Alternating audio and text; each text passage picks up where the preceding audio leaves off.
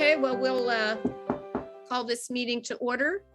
Our first on the agenda is a moment of silence.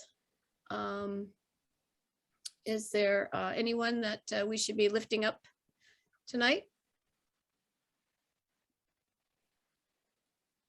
Okay, I'm not seeing any hands, so if you'll just bow your head for a moment.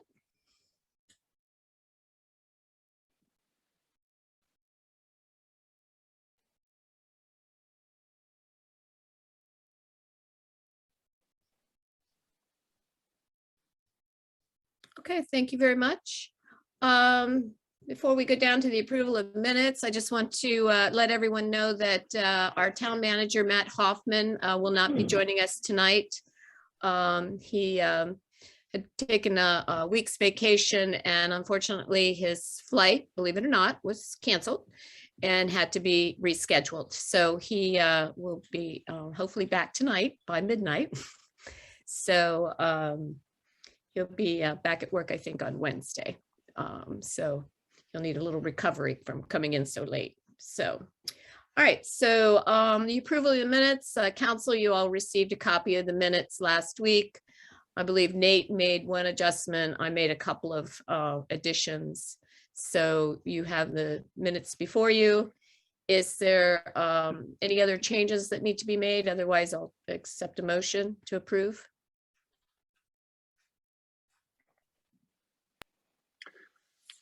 I move that we accept the minutes from the December 13th, 2021 Town Council meeting. Okay, is there a second? I'll second. Okay, all those in favor? Aye. Aye. Okay, great. Aye. Great. Then the minutes are approved. Thank you, Susan.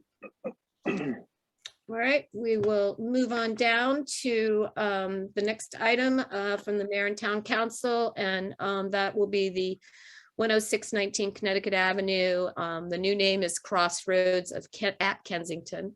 So we will, Darren and Connor had a DRB meeting tonight, and Connor is the chair and Darren is the co-chair, but Connor, I believe, will be leading the meeting. Yep. So DRB met last week on Tuesday, I believe that was the 4th, to review 10619 Connecticut Avenue, which is the Huggins property within our sector plan. It's where Hawkins is now, former gas station at Pliers Mill in Connecticut. The applicant had filed their application formally with Montgomery County Parks and Planning, and has been working with Parking and Planning on some of the design elements and architecture as they approach their public hearing date with Parking Planning. So first and foremost, that is currently scheduled for February 3rd. As that gets closer, please check Park and Planning's website and their agenda for the actual time and where it will be on the agenda for that meeting. That is a public meeting. It's open to everybody. But in preparation for that, they came and reviewed their application and the changes with the DRB. Most notably, within their packet, what they wanted to point out were items of the cross sections of Connecticut Avenue and Pliers Mill, which show how they are incorporating things such as changes to the roadway, the landscape strip, separated bike lane, buffer, and sidewalk. So it shows all of those parts and how they're going to be set up to operate along both of those frontages. The big part is that their building will be more or less situated almost 30 feet from Connecticut Avenue. So it will give quite a big buffer between vehicles and the building. And then their programming will be in that about 12 to 15 feet in front of the building, but with a very activated streetscape. The other main change that they wanted to show was the orientation of a drive-through for a bank. So the bank is the southernmost part of the development, which would be closest to the bridge, the CSX bridge on Connecticut Avenue. And there is a proposed banking tenant that would go in there, and they have proposed to have a drive-through for that bank. And I want to remind people that Park and Planning and the town have already discussed this with the applicant, and the applicant has already made certain that there would be no such drive-through for anything other than a bank. It would not be for a restaurant or anything like that. In fact, park and planning would not permit it because it would not meet the queuing numbers for that location. But the main change was made to change the direction of traffic flow within that drive-through. And the reasoning there was that they listened to our input from the town. Mayor Tracy and I had a chance to work with them in park and planning. And our deepest concern was that, if there were a number of cars in that queue, that it were to back up and cross either the sidewalk and bike lanes at the curb cut there, or even back up traffic along Connecticut Avenue. So they reversed and changed the flow of traffic so that you would come into the property. If you were going northbound on Connecticut, you'd make a right into the property. You'd go about halfway through their parking lot before you would essentially make a U-turn of sorts to enter that queue for the bank. And that way they can stack 4 vehicles within a queue within their drive-through. And if there were yet a 5th or a 6th vehicle, they would then be queued within the parking lot itself and not out toward Connecticut Avenue. We again went through a number of other features, just small architectural changes to increase kind of the square footage of the plazas that they have, both on the east and west side. They're trying to maximize the outdoor space that is usable for outdoor tables and dining, both within what they call the barbell, the connective space between the two buildings, as well as along Pliers Mill and Connecticut Avenue. And what they were looking for in preparation for their public hearing on February 3rd was support from the town. So the DRB reviewed it and voted unanimously to recommend to the council tonight that we support the project and send a letter of support to Montgomery County Park and Planning in advance of the February 3rd public hearing. Connor, would you be prepared to put any of these, the pictures up on the? Yeah, I certainly can. If, particularly if somebody has a question, it might be helpful to. Yep. Let me see. Is my screen sharing? Yes, it is. Okay. So this right here is kind of the southern building. This is the northern building. This is Connecticut Avenue.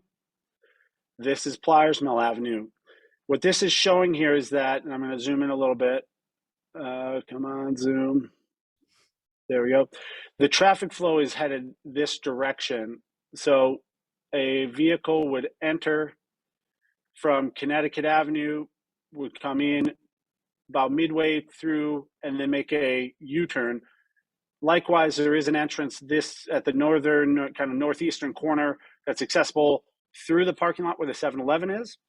And you could traverse kind of in a southwesterly direction into the development and then enter.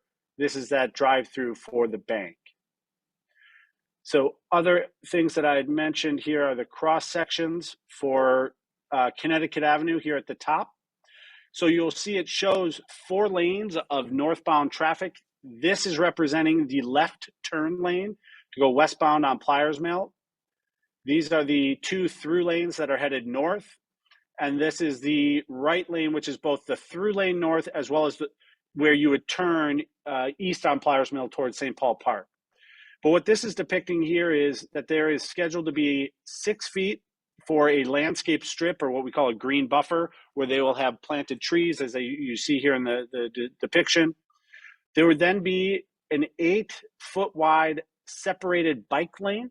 So that would be, usually there's kind of a pylon down the middle, so 4 feet to head both north and south. Then there would be another 3-foot buffer where they would have a second row of smaller trees. There would then be a 5-foot wide public sidewalk, right here, as well as a 12-foot wide private sidewalk that is, in the private property, and where they would plan to try and activate some of the space, as you can see here, with tables and chairs. So what these 2 lines show here is the existing public right-of-way, as well as the new 8-foot dedication that is being given by the property owners to account and help to accommodate both the bike lanes and the sidewalks that are needed. So it's just showing that additional dedication here. If I scroll down, this is Pliers Mill Road. Pliers Mill Road is a 2-lane road. One lane, the leftmost lane goes east on Pliers Mill, or you can make a left-hand turn. The right lane is dedicated right-hand turn onto Metropolitan. Here, there would be a 6-foot wide landscape strip with tree plantings. Again, the 8-foot separated bike lane, a 5-foot wide public sidewalk, and then a 6-foot wide private sidewalk, again, where they would like to have a little bit of cafe seating. And just for clarity, is the bike lane, is that happening later when other development happens, or are they actually going to install something? No, it's previously at previous DRBs, they were looking to do it in segments. Here, what they described at the DRB on the 4th is that no, in consultation with Park and Planning, they will put in the final conditions as a part of their development and construction. So there will be a bike lane actually there. There will be the space for the bike lane and how they how they put up the pylons. But what they're going to be doing is using different contours of concrete so that it's visually, that you can tell what each of the spaces are, is how they described it. Okay, thank you. So, again, just looking back, the only other major changes here had to do with, again, all of their stormwater systems, how they're catching water. They have a system here, this tank that they described, where in the event of a major rain event, their property will actually be able to capture 100% of the water from their property, hold it within that tank, and then disperse it into the stormwater management system over a period of 48 hours to lessen the impact of a major flash rain event. So, any other questions? Council, any questions? Connor, thanks for providing that overview. Could you talk a little bit about your follow-up with the developer on the request to pursue LEED Silver certification? Yes. So, Nate and I were discussing this at an earlier DRB meeting. The applicant had expressed a desire to go after LEED certification and ideally LEED Silver. So it did not come up in this DRB. I followed up, based on Nate's request, and the developer did say that, this time with other costs and other things going on, they weren't planning to go after LEED certification, but they did send a memo over to explain all of the green building items that are going into this building that demonstrate that they, are going to meet or exceed the county requirement for green building. But they did stipulate that at this time, at least as of right now, this moment, they did not want to lead us astray, that they don't plan on going for the certification. Okay, thanks for that summary. I just guess, what are we, this is something that I feel very strongly about, that we should be asking developers to go beyond the minimum when it comes to green design. The IGCC, the International Green Construction Code, which Montgomery County has adopted, we all know, that was meant to set a baseline, right? So by them saying that they're going to meet that or maybe exceed it in some ways, to me is not really that innovative or advanced for a place like we would like to see in Kensington, I believe. So, I was expecting when they wrote back to us, what you shared earlier today, I expected them to kind of do their work and go through it and compare where they were meeting or exceeding green, certification from LEED Silver. But it was really just kind of a list of 6 or 7 things, maybe a few more, where they didn't really show how they were doing that, in my view. So I'd like to see that. I'd like to see a little effort, if they're not going to pursue it, to support it, to have my support, to actually show that they've done their homework or spent at least a couple of hours and compared where they think they're exceeding the LEED certification. And my understanding is from you, Connor, is that they felt that their margins weren't going to be large enough to be able to pursue the costs of the certification, because it can get a little pricey, right? So, if that's the case, then at least showing that they think that they're in principle or in practice doing it anyway, that's great. But a quick list isn't saying anything, to be honest. Okay. I mean, is there anything specific that you want to, I mean, any action you want to take, Nate? No, I mean, not action, but I guess, so I recognize the county is a little bit confusing right now because there's the climate action plan that we heard about in October. There are all of these new pieces of legislation or regulations that are coming from the council, from the county council, likely to align and pursue the climate action plan, including things like net zero building standard that would very much so exceed the IGCC code. In addition to green building performance standards, all electricity construction, there are a lot of things in there that they could at least commit to doing, which would not be, it would be kind of in advance of us, of the county itself passing the legislation, but it's, the writing's on the wall. They're going to do this in the next year or two. So at least signaling that they want to do that if they can't pursue it because it's an expensive and cumbersome certification process. I think that would be a great signal to send to the town. Okay. So other than the certification, I mean, do you support the project in principle or? Yeah, absolutely, in principle. And I completely understand and sympathize about, if it's just too costly to do the certification. I mean, this is a unique property. We all know it's a really challenging property, right? I don't want it to, to get held up on that issue that it's not specifically LEED certified. But in principle and in practice, they could and should be doing more than is just required in the IGCC. Okay. And that's the way the county is moving. They'll be there. If this project was there in a year or two, they'd probably have to adhere to a higher standard. So I just feel like showing us something that's a little more than just a quick list of 7 or 8 things that they identified.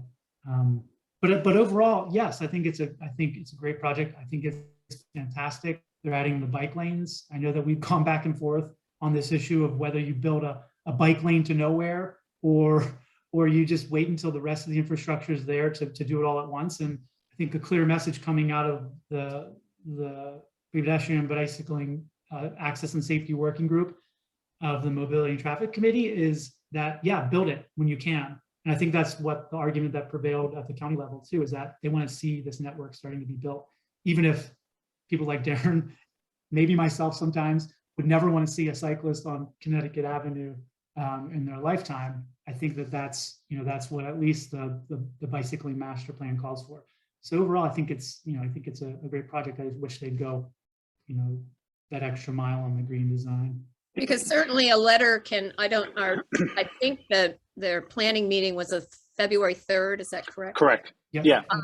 So, I mean, we can reach out to them again, but I think a letter could certainly be crafted, basically saying what you just said, that, Sure. here's what we support, here's what we're very disappointed in, and we would like to I'd be see happy with that. additional information. Yep. And That works for me. yeah, I mean, and like I said, back in the April letter, April 21, at that time, they had stated that they would be interested in going for LEED Silver because they heard it from us. At this time, they've just said, they're trying to evaluate all the costs because obviously we hear everywhere construction costs are going up. I think for the timing of tonight, what I'd like to ask on, taking up the DRB's action of recommending a letter of support, that we draft that letter of support, but with the carve out, like Mayor Tracy was indicating, that, we would like to see them relook at the LEED Silver certification. And I think between now and then, I would be happy to reach back out to them to try and, Nate, to your point, get a letter with more detail around the specificity of what they're doing with the IGCC, and talk to them a little bit more about our position prior to the February 3rd public meeting.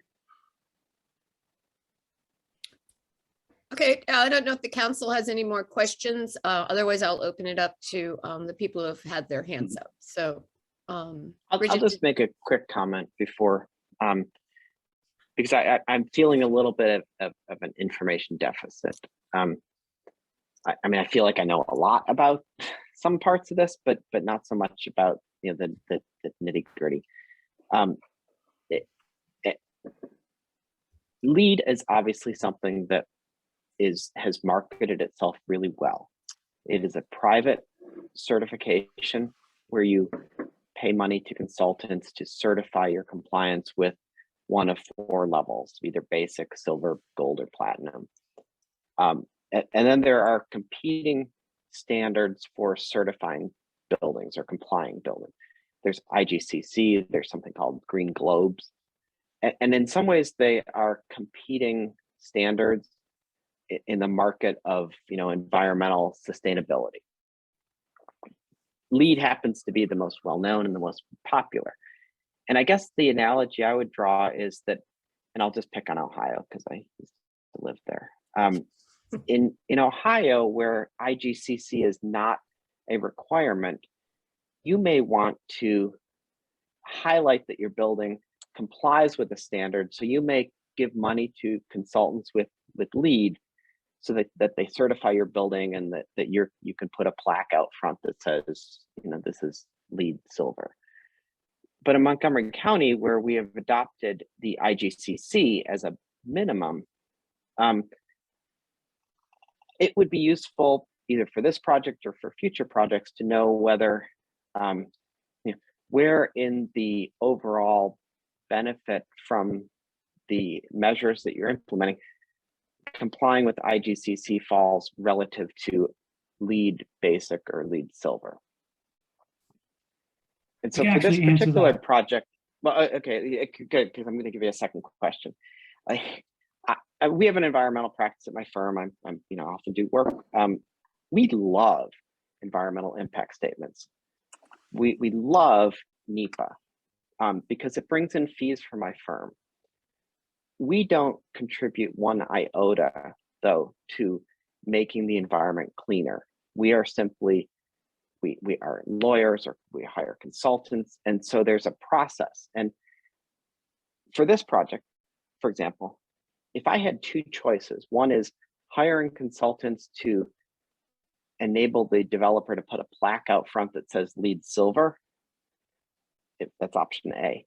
Or option B, take that solar ready roof and put the same money into deploying solar on that roof, I would clearly pick the latter, because the first is process that has no benefit and the second is a benefit.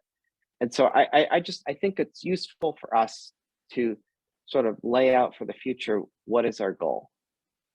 So, sorry, Nate, go ahead and answer. No, if I may respond, I could not agree with you more. You know, like I said, the point I made is that I think it's silly to quibble about a certification process just for the sake of it getting certified and having a plaque.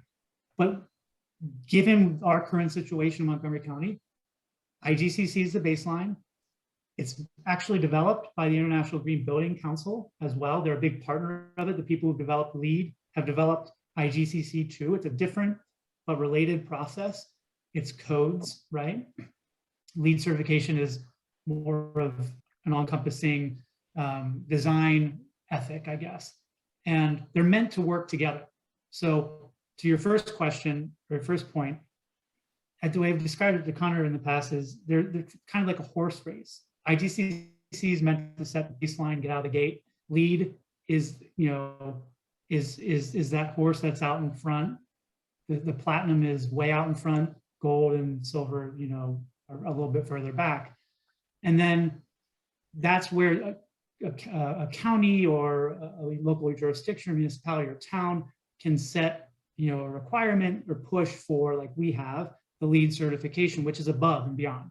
But there's a moving target at all times. So in 2021 or 22, the council for the fiscal year, the county councils endeavored to pass the new green building code, the 2021 version or the 2022 version.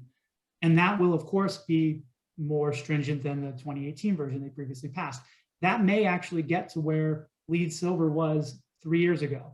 But in so doing, it gets ramped up for what LEED certified silver would be. So they kind of work hand in hand to kind of push each other to better design. And I don't think that, I think what we're interested in here in the town is seeing results. So that was my point, that if they're gonna be able to do something that's above the IGCC, and show that they're making that effort, at least show us what it is, and beyond a quick list. And I'm happy. I think that would be a completely satisfying outcome. Again, given the landscape they're facing, there's IGCC. There are all these other there's a performance standard, the net zero building, the full electrification of commercial and multi-use buildings that is coming down the pike.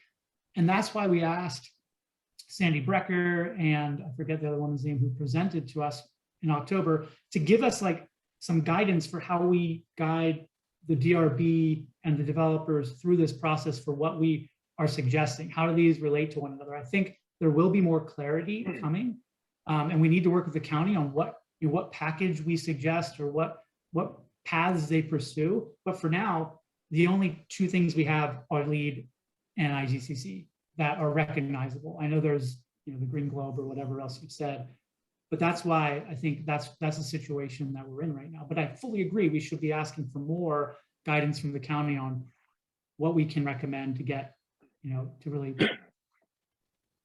get them to pay attention to this issue. Okay, Bridget, I think you said you didn't have any questions. Is that correct? Okay, so I'm going to open it up to the people who have their hands up. Claudia, do you want to go? Yes, please. Thanks, Tracy. So first of all, I just wanted to add my support to more specificity on the idea of green building. I think we really need to understand on a specific level what it is they are doing in order to improve the building from an energy and green standpoint. And whether it's certified or not, I think it's important for us to have some kind of measuring sticks, and if LEED is a reasonable measuring stick against which to understand what they're doing. So I think that that's a great idea to make that an addendum to the town letter, saying we really need some detail on that. The second thing is something that Connor was talking about a bit, which is the ingress and egress at 7-Eleven and the whole involvement of Metropolitan Avenue. I think we all know that that's an exceedingly messy intersection as it is, with that little median in it. And the fact that, my concern has been people are going to get routed off onto Metropolitan who want to come back to Connecticut, and it's going to be sort of a nightmare. So I'm wondering if there's been any discussion about how that's going to be handled. And yeah, Connor, if you want, maybe you can jump in and show me that. I'm as someone who lives down the road there, it's concerning.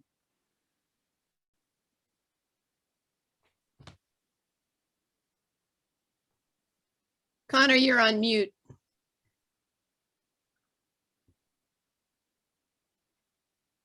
There we go. So I've got multiple monitors and my controls left when I shared the screen. To Claudia's point, so one of the things that the applicant brought up that was, the town, I think, thinks this is a positive, and Park and Planning thinks it is very much positive, is that this property is going to close off 3 current curb cuts. There's currently 2 curb cuts on Connecticut Avenue and 2 curb cuts on Pliers Mill that access this property. The southernmost one will remain. That's the right in, right out from Connecticut Avenue. They're closing this one here, and they are closing both of the curb cuts along Pliers Mill. And in doing so, though, for fire and safety, as well as just egress and loading, what they are doing is getting a access agreement to the 7-Eleven property. This is, I'm going to zoom in a little bit. So what they've shown now, if you go to 7-Eleven currently, this is kind of where the dumpsters are currently. They'll move those dumpsters, further kind of southwest on that property. They will create a lane that now allows access between the 2 parking lots. And then there will be now an egress, ingress here along Metropolitan. Oh my God. Well, how do you expect 3 cars are going to be blocked at 7-Eleven, come out to Metropolitan, and that's going to be it? It's going to be a nightmare. I don't see how cars come out. If you come out onto Metropolitan, you've got to Mhm. make a right. And there's going to be lots of people that don't want to do that. And it's going to be ugly. I mean, I'm not Connor, gonna I admit- can tell you. yeah, go ahead, Darren. I raised this question with them at the DRB because I'm somebody that frequently goes to the 7-Eleven. I live north of there, so when I come out of 7-Eleven, I want to go left, which is, as you know, is difficult. And so I their response, which I tend to agree with, is the use of this cut through is going to be fluid, meaning I may learn that if I happen to go to the the bank or this building, I may learn that to get back to Pliers Mill and head eastbound on it rather than cutting through 7-Eleven, I'm going to find it makes more sense for me to leave onto Connecticut, turn right onto Pliers Mill, because that puts me where I want to go. You're right, Claudia, absolutely. The ideal use of that cut through would be for people that want to turn right onto Metropolitan. But what the response was is, we will watch this lane. We will, we may have to revisit how we use it. We don't, right. You live up there too. Yep. You know that when the gas station was there, when that light on northbound Connecticut turned red, you would get cars cutting through the gas Right. station. They still to do. skip They cut the through light. Hawkins. They still do. Less so now because there's mulch and firewood, Right. but they cut through to avoid the light Yep. and use one of those exits that's going to be closed off now. So for me, from my perspective, hallelujah, they're cutting off some of the workaround for that light, Yep. which I think Yeah. leads to road rage. But what they said is they need to manage this pass-through lane, and they will watch to see what happens. If it's not in their interest to create the backup that you envision, because you will have people going from 7-Eleven and Baskin Robbins and Manny's who can't go there anymore because there's too much exiting traffic from the adjacent site. Exactly. And I don't see how you avoid it. We have, you got more cars. well, you may cut it off. You may cut it off. Okay. Because if it's that much of a disaster, it's in neither property's interest to keep it going. Okay. And if the only people using it are people who are not even going to either building, but they're trying to avoid the light at Connecticut and Pliers Mill, then it's in nobody's interest to keep that open. My concern is that here's what happens. As new businesses, maybe some people are coming that aren't totally familiar and they want to get back to Connecticut, but they end up at Metropolitan and they then think they can somehow make a left there, and then all hell breaks loose. That's my concern, because of the traffic median there. Anyway, so you may find signage in the parking lot that says exit back to Connecticut this way towards Connecticut itself. Because okay, well, honestly, I think that Metropolitan to Pliers Mill exit will be incredibly inefficient for those people.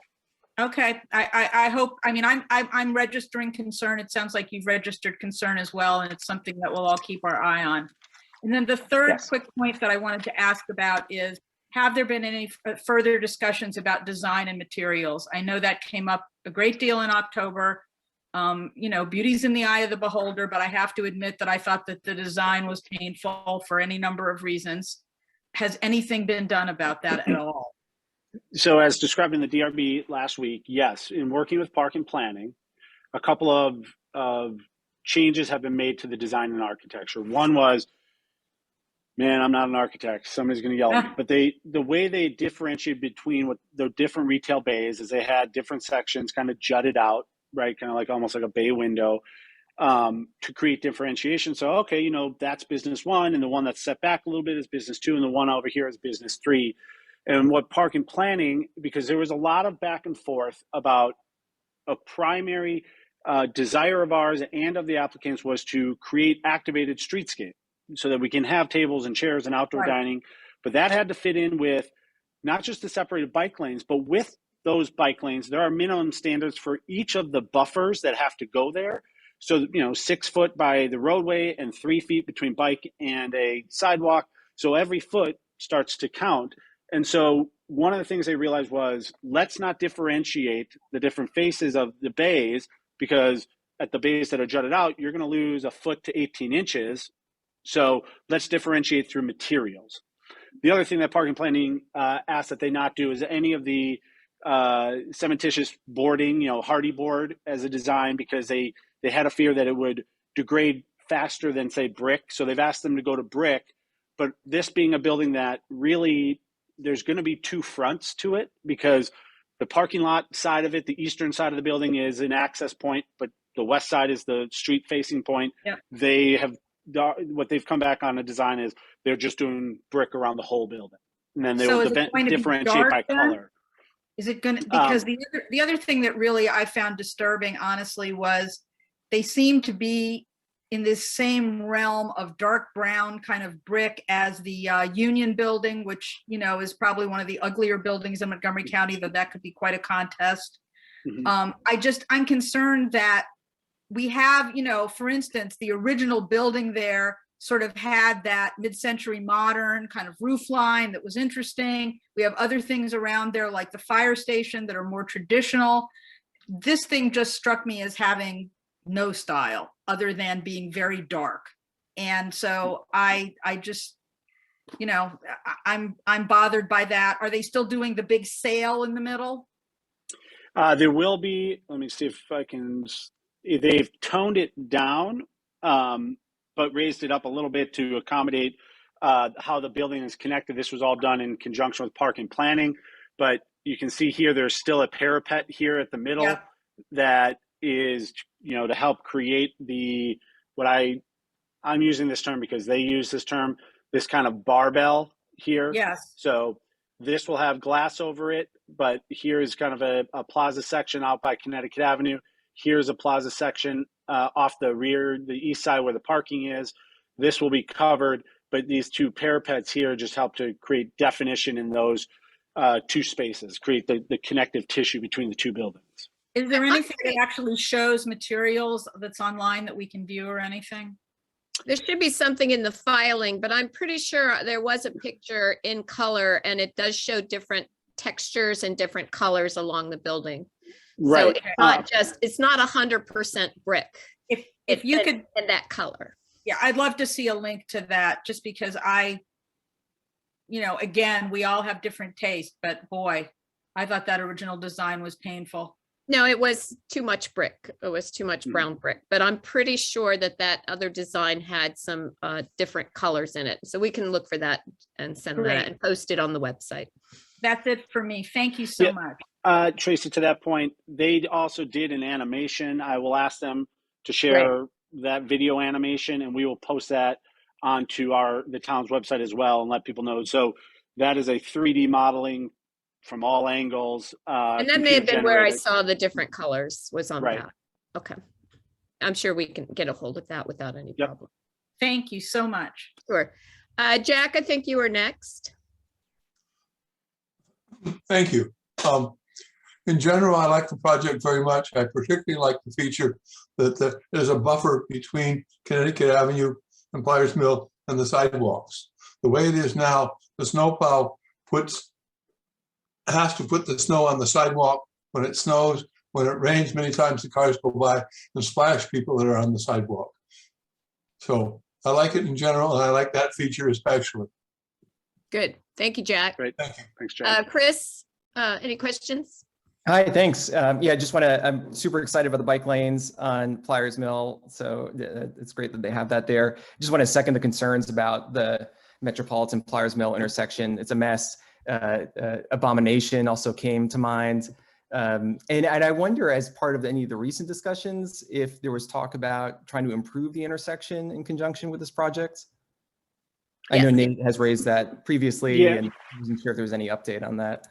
Sadly, between the state and the county, I'm not sure who moves slower because everything has to be studied to death, but it is on their radar. Okay. But it will be a constant need of reminding that they promised us some relief there. Right. And I think a fair way to say it is it's not just this one property's owner's intersection to fix, but the town has brought it up with the state and county to say, maybe it's time to revisit the light / stop sign / abomination that we have going here. So Sounds good. Well, I appreciate it. Thanks. Yeah, it's unfortunate the timing. We just got the clear message from SHA that it would be beyond the life of when this project is implemented. Right. But we will keep pushing, because I see there's a message in the chat from Amy also about a circle. We raised the issue of a circle or divided intersections. You saw the idea, Chris, to separating the two intersections. So we'll keep on advocating. Yeah, Thank there's you. a lot going on in that intersection, and yeah. Okay, I'm not seeing any other hands.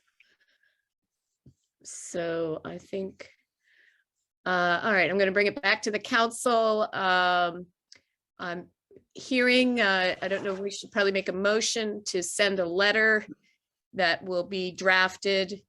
Connor, I guess you'll draft a letter and work with Nate on making sure the language to cover the concerns that have been already mentioned today.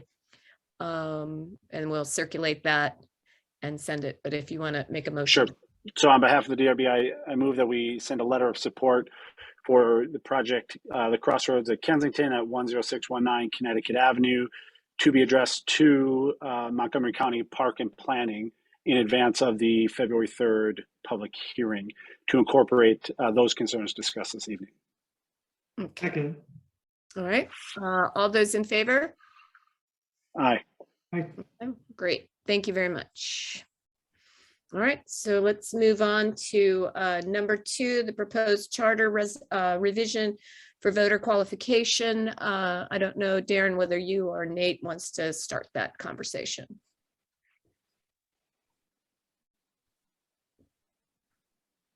I'm happy to start, Nate, unless you'd like to. Go for it.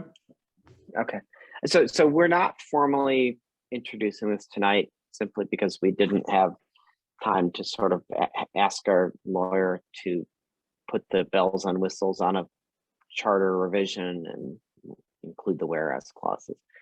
But I think to the extent that we can get people thinking about the issue, and we can hopefully, at multiple meetings, get people thinking and deciding if this is what we want to do, or if we want to be more restrictive or less restrictive. So our goal here is simply to put out what I would consider to be a moderate revision to the qualifications for elections. I've spent a lot of time, and Nate has looked at these as well, looking at municipalities in other jurisdictions. Some simply eliminate the citizenship requirement and just basically make you be a resident 18 years or older. And that's sort of ambiguous as to who would qualify then. Other municipalities, I think Glen Echo is one of them, listed the entire realm of people that they were trying to drag in, which would be the permanent resident all the way down to the refugee, or the undocumented. My sense from the survey that we did of residents was that we had a 50-50 split approximately of people who were in favor of expanding the eligibility and opposed. But we also got a message that if we perhaps were a little more refined as to how we were expanding the eligibility, that we would have more people supporting that. So the way we expanded its language is to say that if you are a permanent resident, a green card holder, or if you had authorization to work, that you would be entitled, and you were also a resident and 18 years or older, that you would be entitled to vote in our municipal elections. I think those are things that are manageable by town staff to evaluate. Whenever we hire a new person, we have to evaluate whether they are eligible to work.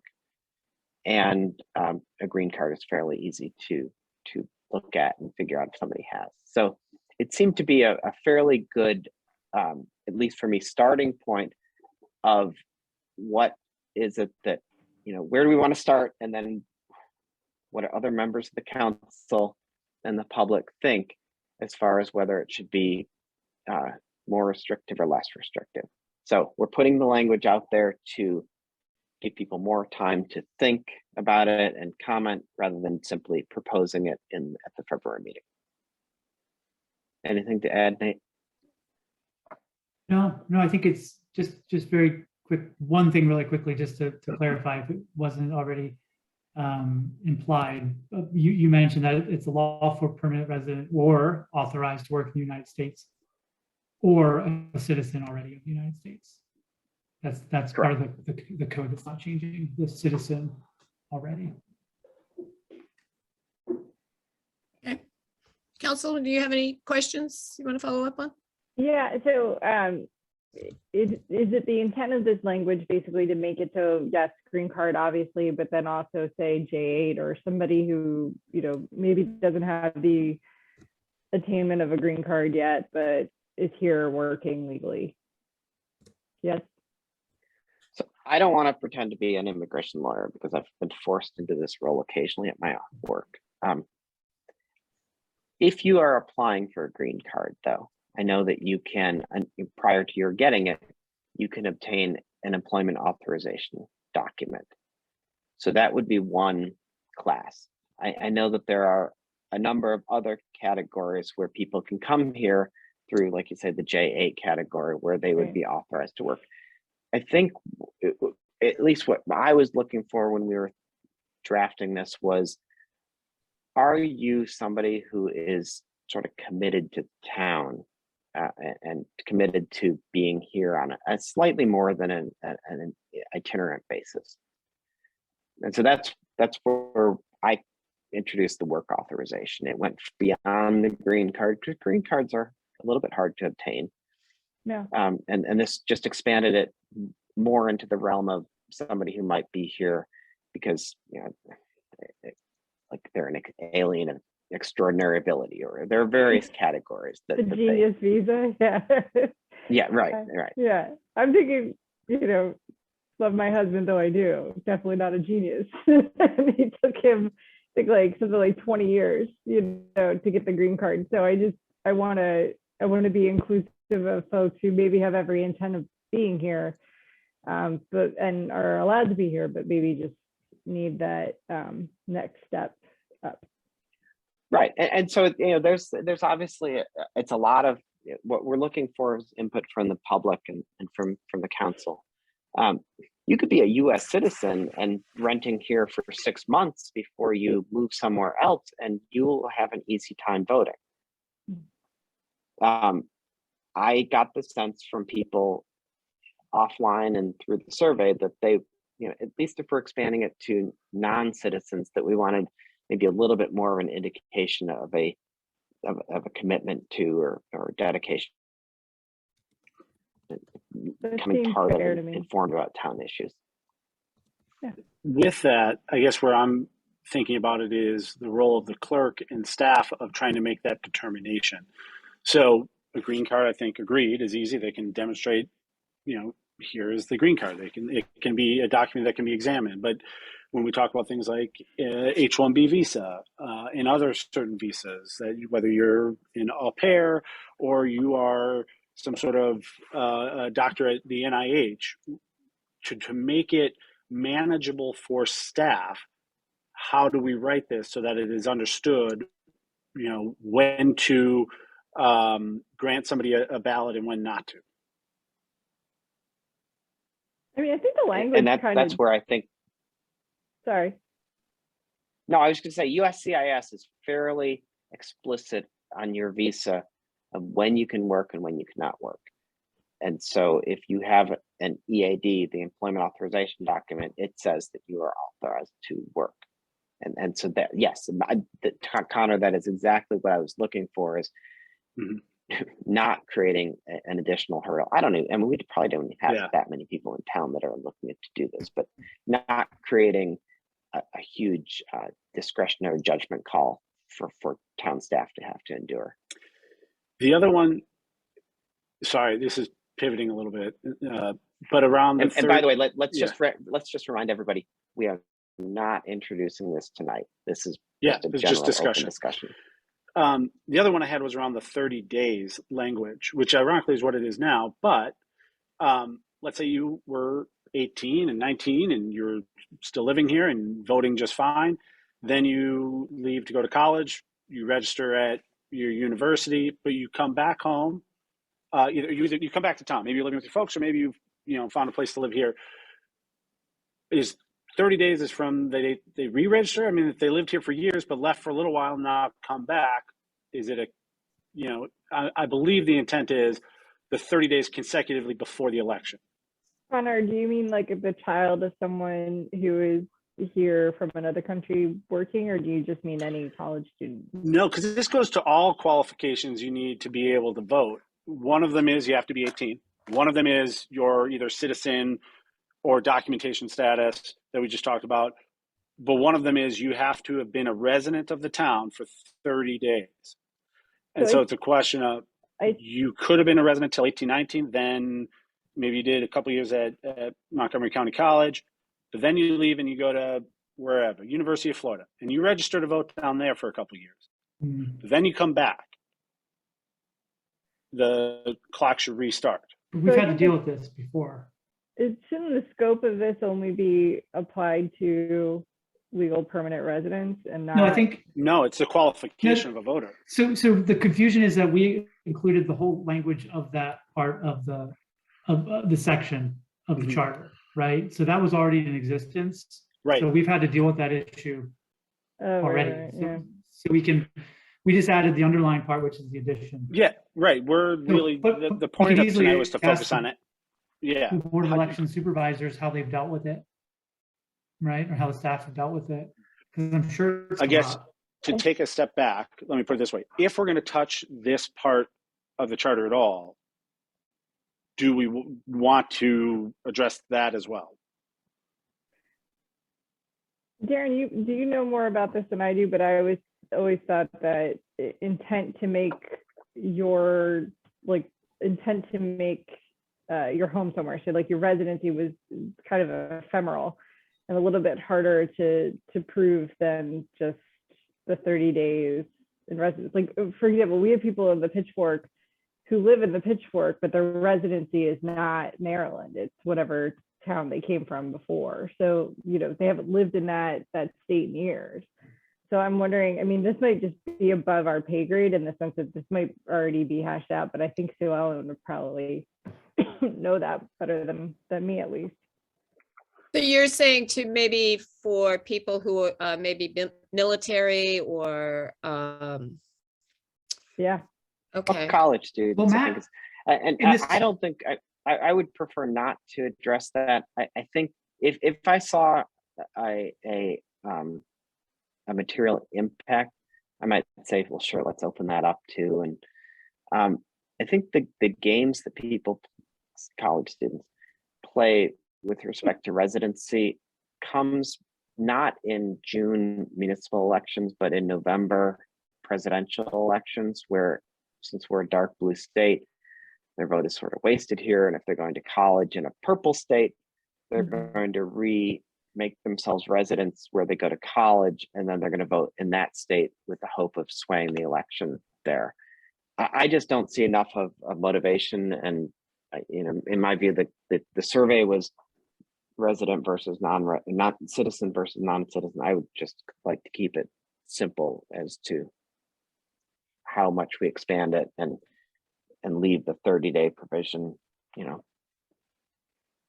nobody's complained about the 30-day provision being, An issue or difficult cumbersome or.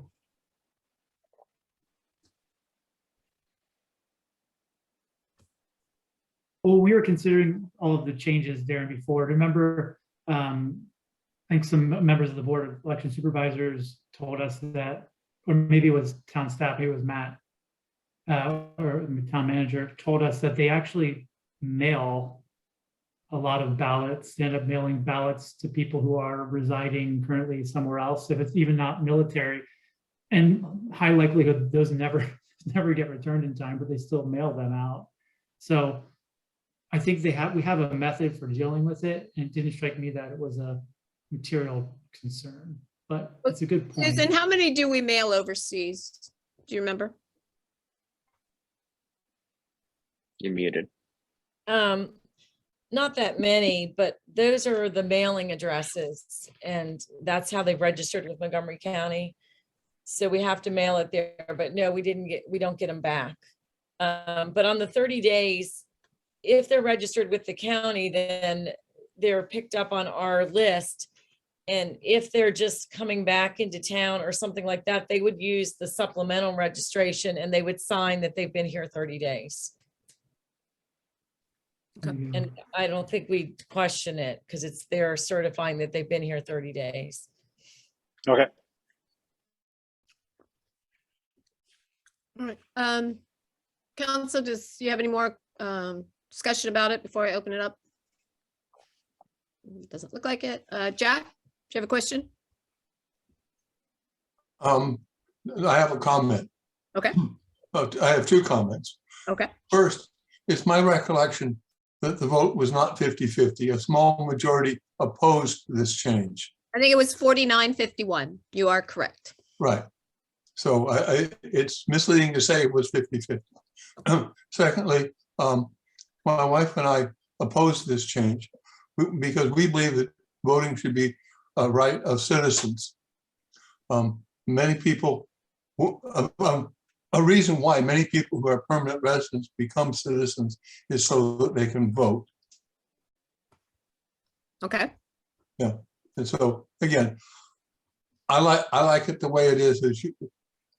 The right of voting should be restricted to citizens. Okay. Period. Thank you for your comment. Joe? Yes, thank you, Mayor Furman. I appreciate taking the floor here. I'm agnostic really about the wisdom of expanding the franchise in this manner. What I principally object to, and Mr. Gaffey just mentioned it as well, is the continued misinterpretation of the townwide survey. It cannot be spun as a 50-50 outcome because it wasn't. And as a result, because it was a minority who favored this, it really makes me wonder whether there is a mandate at all for the town to move ahead with the charter revision, to reimagine the civic requirement for democratic participation if townspeople opposed it in a poll. And narrowly, perhaps, but nonetheless, it was pretty clear that a majority did not favor this. So you can't really spin it as a 50-50 split. And if you were to take that logic and say, oh, it's 50-50, it's close enough, we should move ahead anyway. By that logic, the outcome of a very closely contested town council race in 2017 would have had the loser being declared a winner as well. And that was a very, very close race in which Tom Rodriguez did not win re-election by 3 votes. He won 49.6% of the vote that was cast, but did not win re-election, even though it was a very, very narrow outcome. So I think we should respect the outcome of this poll as akin to that of the town election in 2017, where it was a very close outcome.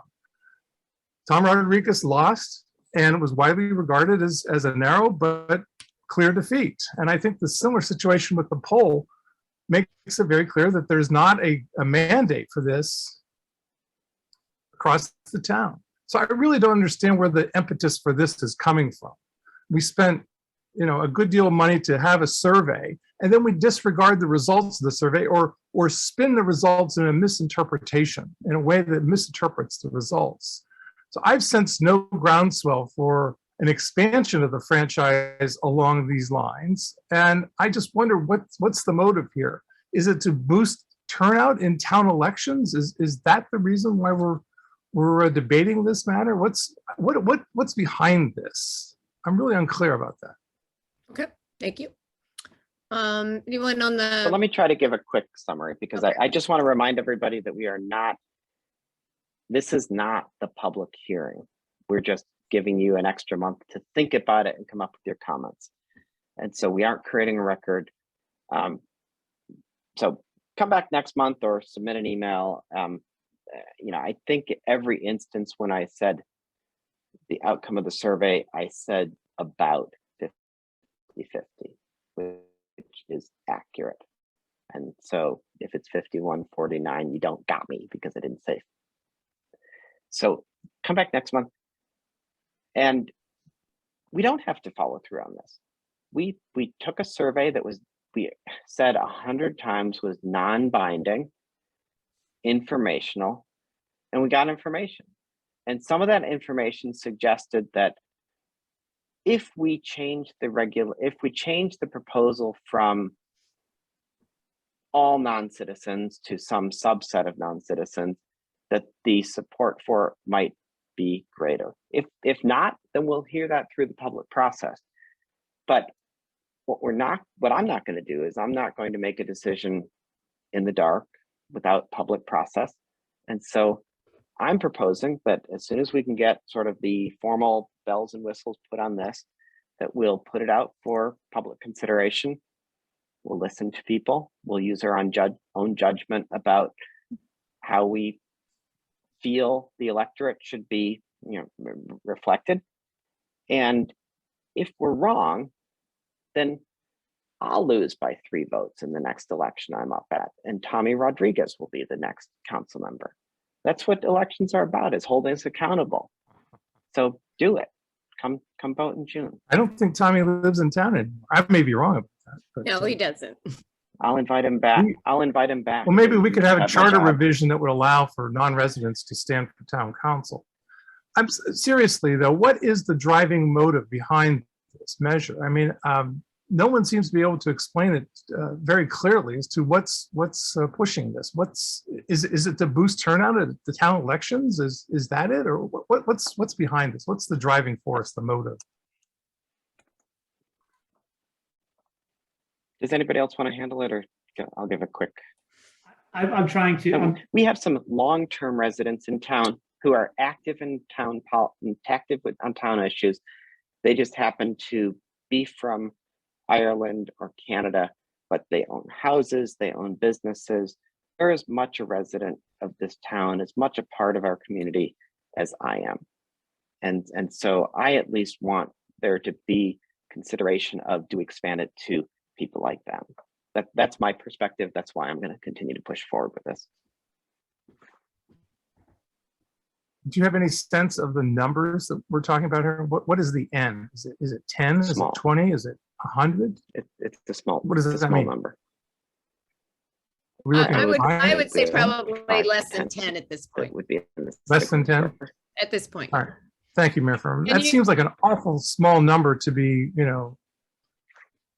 I don't know, to drive a charter revision. I may be wrong about this. As I say, I'm agnostic about the wisdom of expanding the franchise this way, but it seems like fewer than 10 is a pretty small number. Well, you would be amazed at how many municipalities actually have allowed people that are non-citizens to vote. And a lot of it is because they are property owners in some of the, and not to get in the more expensive neighborhoods, they are allowed to vote.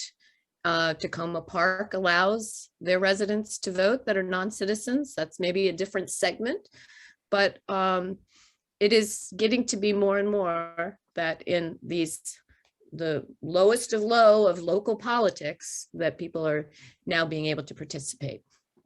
So I'm sorry, I know everybody says don't take the bait, but I'm going to take the bait, because I think if we were talking about national, I think if we were talking about national elections where our Constitution and citizenship actually was, in play, I might agree with you. But if our view is we want to keep the roads paved and plowed and parks clean, citizenship is irrelevant to that. Whether you're a citizen or of Canada or the US, I think you want a voice in those very local issues.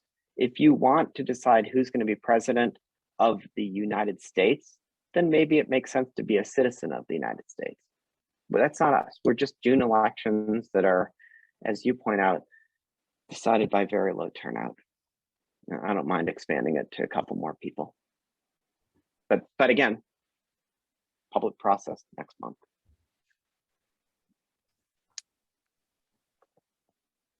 Counselor, any more additions to that? Jack, I'm sorry, I didn't know you were waving again. Go ahead. I strongly agree with what Joe Campbell just said.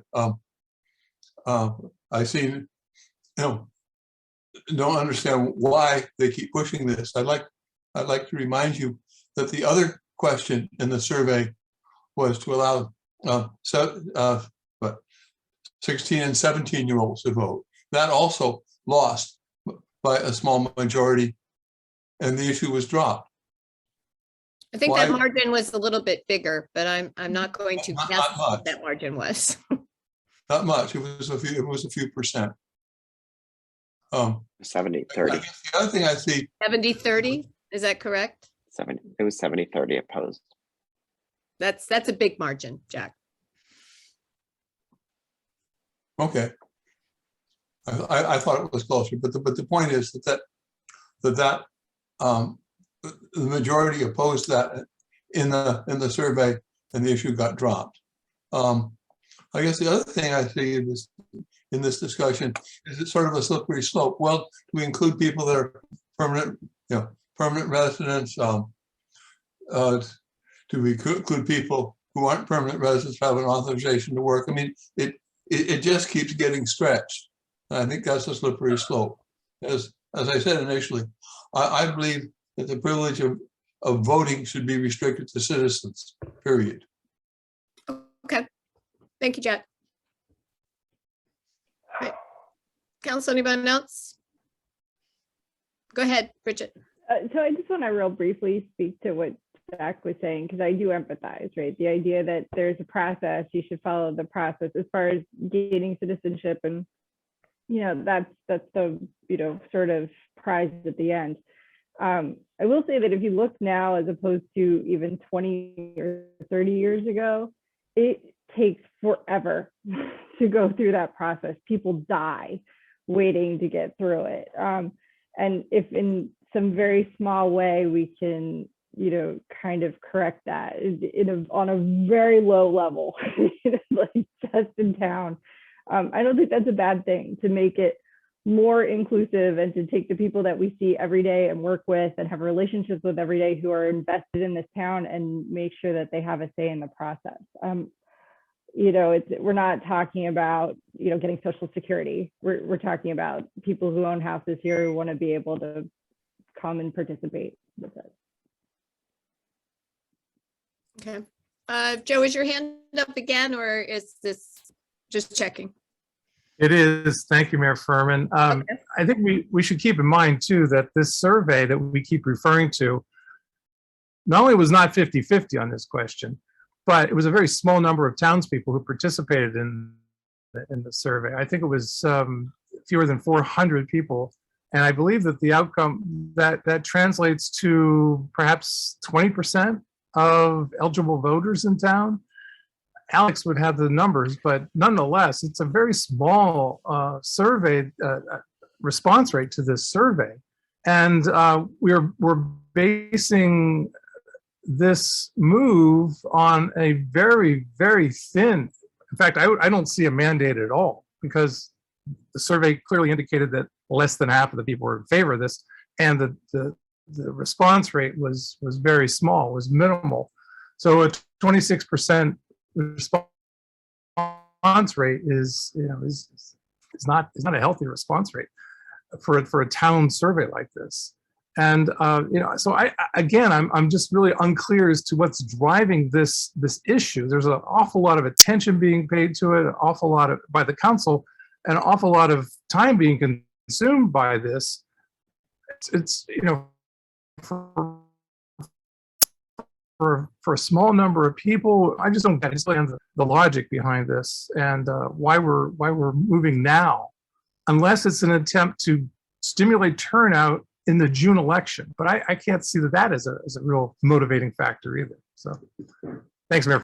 Okay, Let me you're welcome. respond to Joe real quick, because I think you could very much turn your argument on its head from the opposing perspective and say, such a close margin is not reason to do away with this issue, right? It's all about your perspective. You've made the point many times that this was not a representative survey. The response rate is low. It was for exactly the purpose of gathering information, right?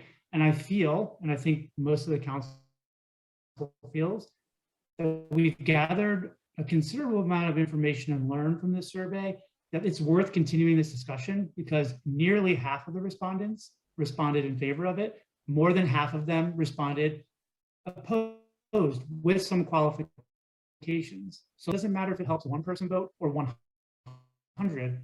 If you're going to enfranchise people, give them the opportunity to do it. I think Darren's points, Bridget's points are really, really important here. So if we, I think we learned about the age question. That was pretty clear. There's not really appetite to continue that. We can say for why we think it's worth pursuing this conversation in an open public process. This is how a charter revision happens. It gets discussed, it's open, you take time to debate it. And that's what we're doing here. So that's why the process is devoted a Hey, significant thanks. amount of time. I understand the charter revision process. I mean, thanks, but it's pretty clear. I just don't understand. I thought you might weigh in with some very clear explanation as to, the motivating factor or force here as to why we're, devoting a lot of time to something that fewer than half of the survey respondents felt was a good idea. And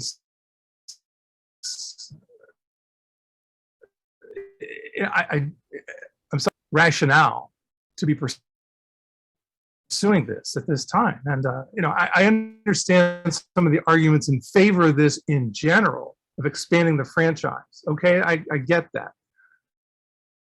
That's not my concern right now. I'm agnostic on that point. What I don't understand is what is behind this? What is the motive?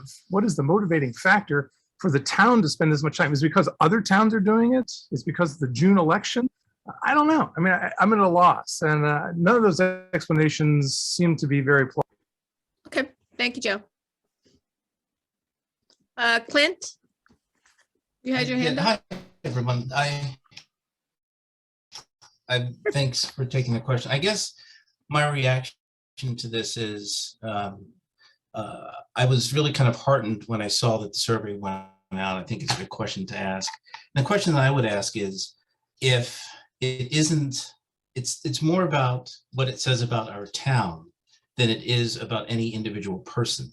And how are we harmed by expanding the franchise? So, and I haven't really heard anything other than process discussions, but so as a member of this town, it's something that I think that speaks well about the type of community that we want to be, the inclusiveness, the progressive, sets Kensington apart, or should set Kensington apart. So the question to me isn't, whether it was 51 or 50% or anything like that. It's what does it say about how Kensington feels about its residents, and who should be able to participate in their own governance. And it doesn't harm us. I don't see how it harms. Very well said, Clint. Thank you. Council, any other discussion? I don't see any other hands up.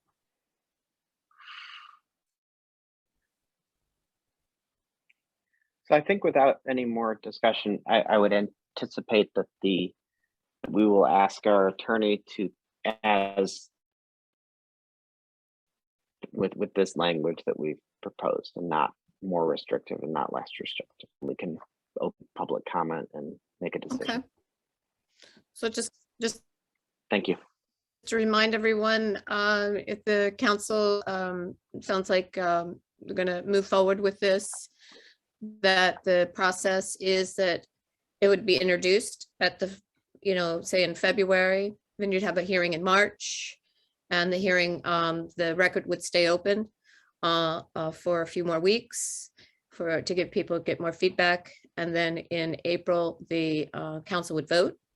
And then in 30 days, it would take effect. So that would be the process. So I'm hearing that the council wants to go ahead and have me contact Sue Ellen. Is that correct? Okay. All right. We will continue on. Thank you. All right. So as I stated earlier in the meeting, our town manager is not here this evening. I think Alex is prepared to talk about number 1. Is that correct? Okay. Yes, thank you.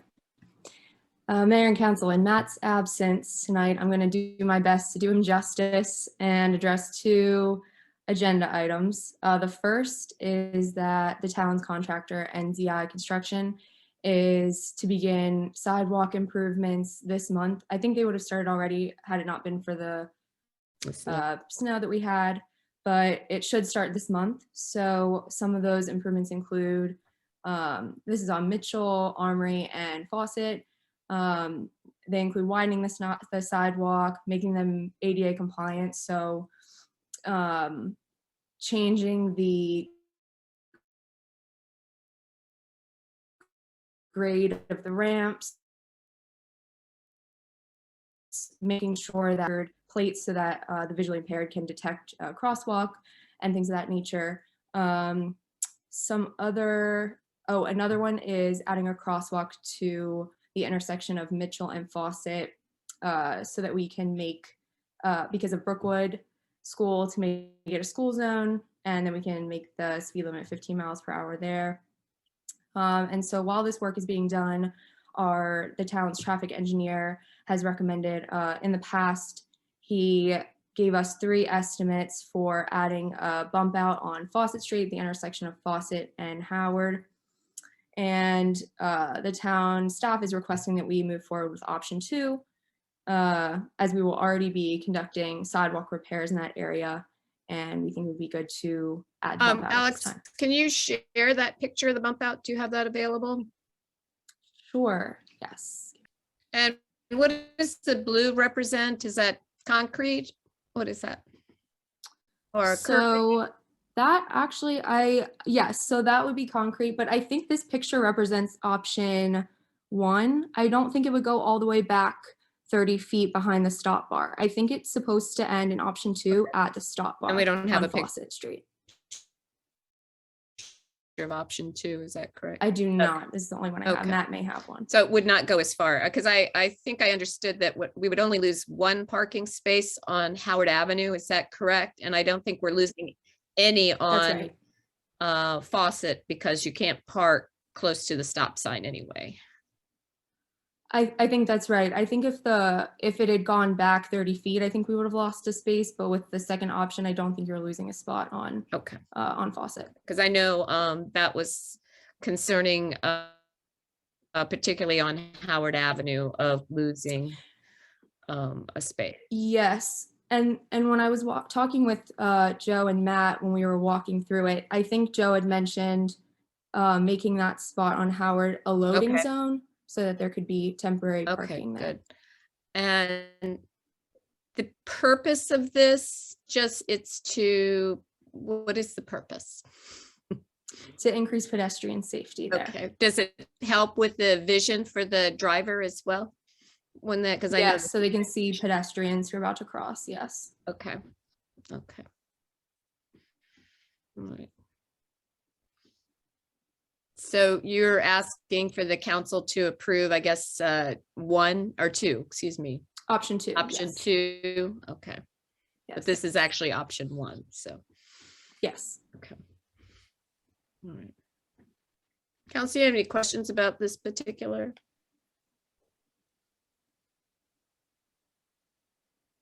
Recommendation? Are you going to wait for Matt to come back? Well, then I we would have to understand wait if you another do. month. Yeah. We could certainly have him send out a picture of option 2, Oh, but I yes. guess the question would be, if there's any questions on what they're trying to accomplish here. I have a quick question if no one else is Sure. going to come in. Alex, if I recall, another request had been to put a three-way stop here, right? From some of the businesses and Yes. residents, and it's just not tenable given Joe, our traffic engineer's analysis, right? So Right. this is essentially the next best solution, as I understand it. So I don't know if you know the answer. We have to go back to Matt, or if someone else on the meeting can answer this. But does this would putting this in prevent us from eventually ever putting a three-way stop? And I think the answer is probably no.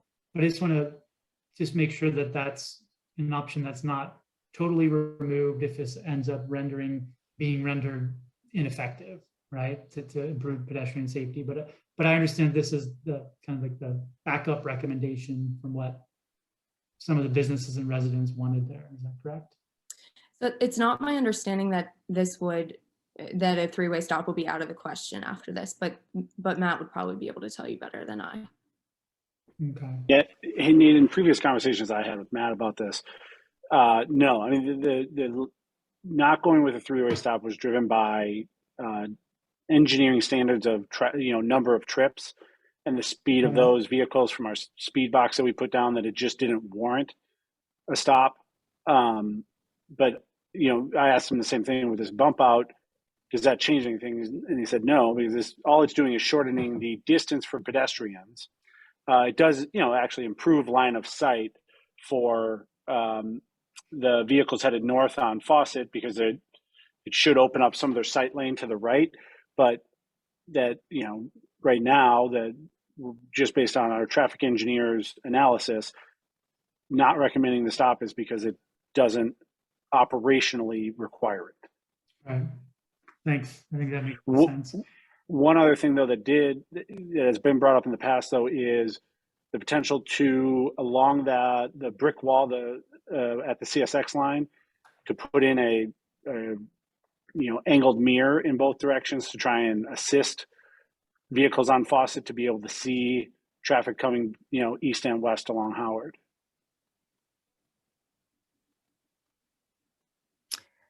Alex, I think that would be a good idea. Alex, do you know if there's been any analysis on the speeds from the speed? It's not a speed camera, but from the traffic. I'm not sure. Have we I'm not pulled sure. I can anything find off out of for it? you. Okay, it would be nice to know what the average speed is now on that road. So.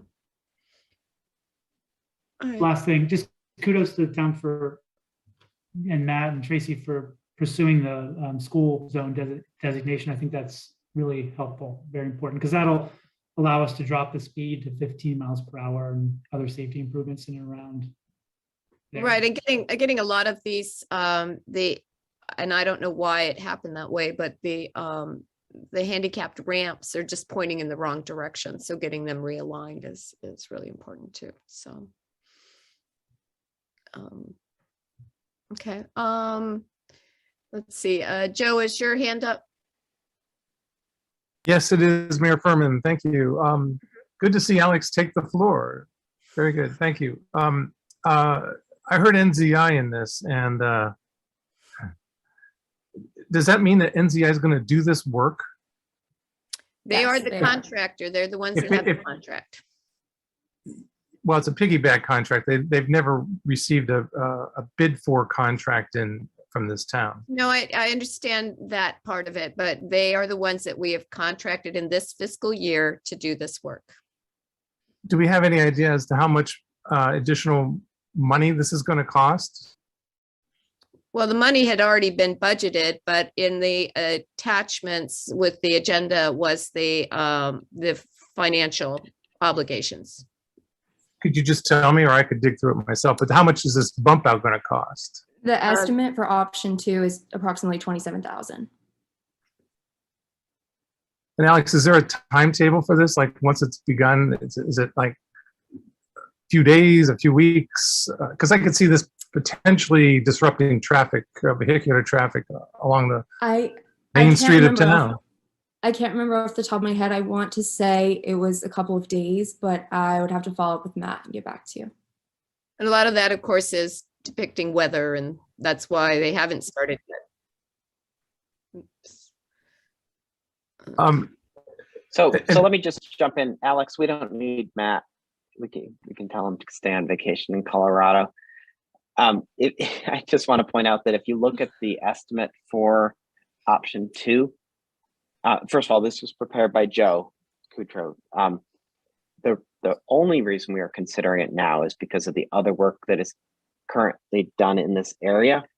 And so while it is $27,000, the whole point of doing it while we have them on scene is to save some money. And so when you look at the mobilization figure that's at the top of that estimate, that's where we're expecting the savings. That's why we're considering doing this now. Because if we were to bring them in separately for this one-off project, it might be $27,000.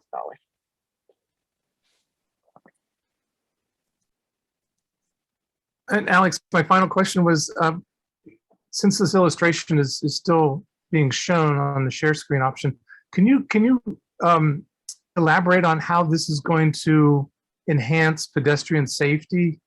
Because crossing the street crossing Howard Avenue just doesn't happen too often, like from the tracks to the commercial side of the street. So how is the pedestrian traffic going to be made more safe? Yeah, so that would probably be a better question for our traffic engineer.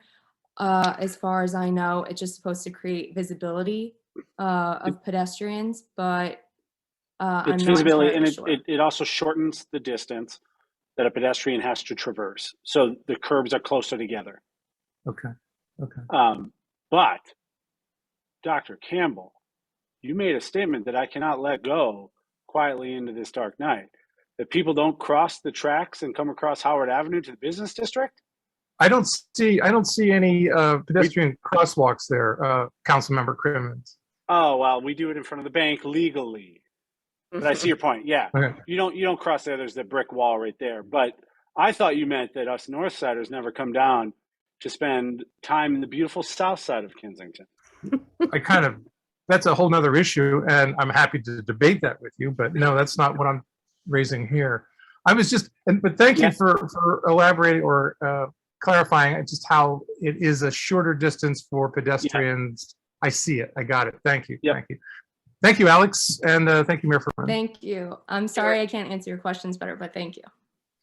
Okay, Jack, is that you? Jack, you're on mute. There. Thank you, Alex. That was a great presentation. I particularly like the idea of putting angled mirrors across the street from Fawcett Street so that a car can see what is coming on Howard Avenue without having to pull your nose into the street. I think that's a really good idea, and it's an inexpensive one. Okay, thank you. Thank you. All right. So Council, did you have any additional questions about some of the other improvements that were going to be made? Or do we want to give, make a motion that the staff should go ahead and move forward?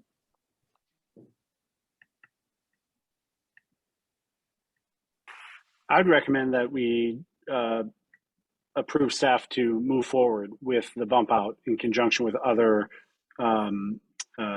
sidewalk improvements. Second. Okay, all those in favor? Aye. Okay, thank you very much. Okay, I'm just going to go back one step before we go to number 2, which is pretty much more of an announcement, but I just didn't give the council an opportunity if they wanted to bring something up that wasn't on the agenda. Apologize. So we'll start with Bridget. You're in the Yeah. So I don't know if everyone saw it, but the county is handing out COVID tests at the library. So Monday through Thursday, 4 to 7 at the Kensington Park Library, and then Friday through Saturday, 2 to 5. And I think you can find that at MoCo, what was it? Sorry, I lost it. MoCoCovidTesting.org. Yeah, did you say Monday and Thursday, 4 to 7 as well? There's three opportunities. Okay, yeah, Monday through Thursday, 4 to 7, Friday through Saturday, 2 to 5. Okay, and Monday through Saturday, 11 to 2. Oh, I didn't see that. Okay. Yeah. Oh, but that's not at Kensington. Oh, okay, then that's not there. That's only at Chevy Chase or Aspen Hill. Okay, yeah, that's whatever the operating hours of the library is. I'm glad you brought it up. There's actually an opportunities for these test kits to come to be dropped off at municipalities if we want it to be a pickup space. I think we would need to talk to staff because at least, you know, the 4 to 7 and the Saturday hours, you know, don't meet with what our staff currently is working. So we would have to figure out how to staff any sort of pickup for the kits. I think you get 2 per person, 2 per adult. Right. And one thing they said this morning, Josie, was, for instance, the 4 to 7, a lot of that's because that's county staffed. Right. One of their hopes is, you know, bringing it through the municipalities is that we would just find the hours that work for us. So if it can be done, you know, we figure out how to do it in our building, it could just be done between, you know, 9 and 4. Right. But the question is, do we want to raise our hand as a municipality to make Town Hall one of the spaces that the county would drop off and restock kits so long as we're willing to staff some sort of distribution? And it's for any county resident, right? So obviously, you know, we make notice of it throughout the town, but we just become one more, you know, pin on a map where people can come if it's convenient to them to pick up these tests. Well, I'd like to have the opportunity to speak with staff first before we volunteer them. I'm also, well, I'm not, you know, the upstairs on the second floor is quite small. So if, you know, if you're inundated with, you know, even 100 people at a time, then how are you, you know, you want to keep the staff safe as well. So it'd probably be better to be in the drill hall, the, you know, giveaway, somewhere larger. And then exactly what kind of documentation, you know, can somebody come every day to pick up 2, or, you know, well, how does that work? And, you know, so there's some few questions that need to be answered. So certainly not ruling it out, but I would definitely want to speak to staff first on how they can manage that. And we do have a small staff, and if one person is absent, then that makes it harder for somebody to say be downstairs to try to, and you probably need at least 2 people to try to be giving these out. So it may be that they could reach out for volunteers to help as well. So Leslie, did you have a question? I have a question. A comment. If people weren't there today at the Kensington Park Library, there were literally hundreds of people, and it went very smoothly. But they had people going through the meeting area, which is on the downstairs lower level, through one door and out another door. The entire parking lot was full, and they were parked all the way down toward Summit and up against everywhere.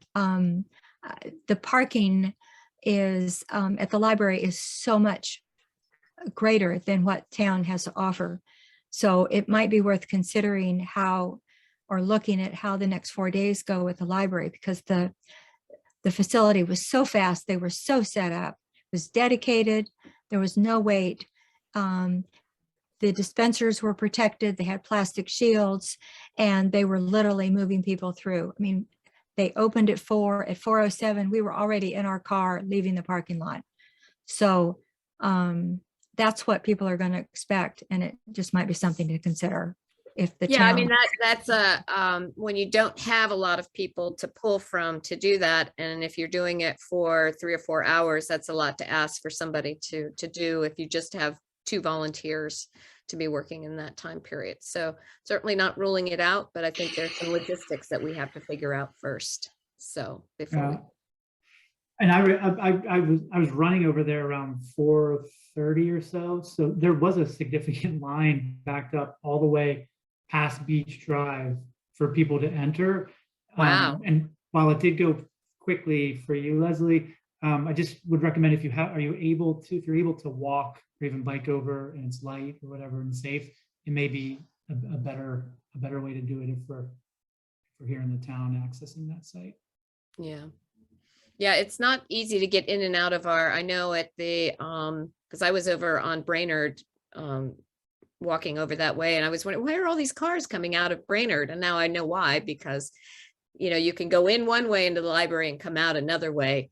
You don't have that option at Town Hall. It's one way in and one way out, unfortunately. So we'll get everybody mad at us for all the backups that we're going to create possibly. So, okay. All right. Well, I will work with staff to see if we're able to accommodate this, because we can't turn people away. So you can't just say, oh, well, it's only for town residents. It's for anyone who comes. So we need to make that perfectly clear. This would not just be for Town of Kensington residents. So, okay. Connor, did you have anything else? Sorry. Wait a minute. Yep. Did you finish, Bridget? I'm sorry. Were you good? Okay. Connor, go ahead. No, just one was just wanted to bid a farewell to Phil Curlew, who was the general manager of ServPro. He, at the start of the year, he left his position at ServPro and took another job that is taking him out of the town. But Phil also sat on the Kensington CAN board, was one of the leaders there that helped kick off a bunch of new events within town, and is just a wonderful, amazing, pleasant guy. And because his business is 5 doors down from my house, at lunchtime, that's when he would walk the track at St. Paul Park. So I get to see him almost daily, and I will miss seeing Phil in town, but he just added quite a bit to our town, literally in program, but just in his personality and willingness to help. So he will be missed. Yes, absolutely. Thank you, Connor. Okay, Darren? I don't have anything to add. Okay. Thank you. Nate? Yeah, nothing here. Thank you. Okay. I just want to add that if you received a Bethesda magazine this month, the number of things that the town of Kensington has been mentioned in, a lot of them, I believe the editors gigs, best news spot for live music outdoors, won in the editors category. So that was really great. And then our farmers market came in second under Reader's Choice for our farmers market. And then of course, Frankly Pizza, Pink Dots, and Sunflower Consignment was also listed in there. And I think there were a few more. So I think we have a lot to be proud of in our town, that people outside of our town are ranking us, which is really nice. So. And I did want to mention the Kensington Historical Society is doing a speaker program on January 18th at 7:30, and it's about the 1950s housing boom. And how that the restrictive covenants, and the redlining and things. So I think it's supposed to be a very interesting program. So I hope people will sign up for that. So that's on January 18th. And there's some more things that the Historical Society is doing, and they actually offer all the council people your KHS calendar is in your mailbox. So I hope you pick that up. So they were able to get that out this year, which quite proud of them that they were able to do that in a COVID year where it's so difficult. Okay, all right, well, let's move on then to the number 2. I don't know if Bridget or Nate, just if you want to mention what's on your agenda, if you have it. Bridget, do you want to go or do you want me to go? Oh, you're raising your hand to go, okay. No, I think that was a wave off. I just want to tell them when the meeting is. Yeah, so January 19th, 7 p.m. we'll have our first meeting of the year for the Mobility and Traffic Committee. We haven't seen a full agenda yet. I think Matt has a couple of items that he wanted to put on for us to consider, but a few things that I know will be on there. One is the Pedestrian Bicycling Access Safety Working Group has moved forward from the last council meeting's advice to do some initial schematic designs for what the Kensington Parkway bike lanes could look like. So they have, as of today, I just saw a rough draft of that, what that would look like. So we're gonna present them during that meeting, and I'd encourage anyone who is interested in that issue, as we discussed last time, making this process very open and open to the public. Obviously, we'd like the feedback on some of these initial designs. Again, this is just preliminary analysis that would then go to the next stage if we would like to move it forward to a more detailed design. But this is really cross sections, giving a sense of what things would look like at the different places along that corridor in Kensington Parkway in our town. The Okay. other items that we are probably going to talk about are, we've had a request from a resident on the north side to revisit some of the restrictions in the newly annexed area of the town, just to think about whether they're logical, how they make sense, given that we have that newly annexed area, as well as providing a marked crosswalk in across St. Paul Street to Kensington Heights Park. That's going to be discussed as well. I don't know, Bridget, if you've identified anything else from speaking with Matt, but that's a quick preview of the agenda. No, but I think that there was I saw online today, they were soliciting some input, I think, for bike lanes in Montgomery County, and I'll find the link and send it out, but just going towards what you were talking about in the previous meetings, just getting some more community input. Great. Okay. All right. Thank you. All right. So we'll go down to public appearances. This is anything that is not on tonight's agenda. Jack. Thank you. I have one astronomical announcement. Next Monday, the 17th, there will be a full moon at 6:51 p.m. I'm sorry, what day again? Monday, the 17th. 17th. So full moon on the 17th, KHS on the 18th, and traffic and mobility and traffic meeting on the 19th. I got a busy week. Thank you. Thank you for mentioning the KHS meeting. I'm not sure I heard you say that it is a Zoom meeting. It is a Zoom meeting. Yes, sorry. It is a Zoom meeting. Just yes. So everybody knows. Yes, no, it is a Zoom meeting, and I think these things actually do pretty well on Zoom. I like them that way. So anyway, but this is one of a series that they hope to have to be able to offer. So Yes.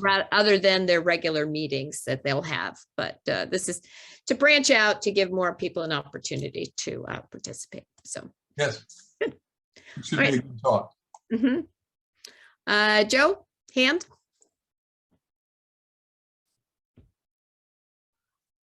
Yes, indeed, Mayor Furman. Thank you very much.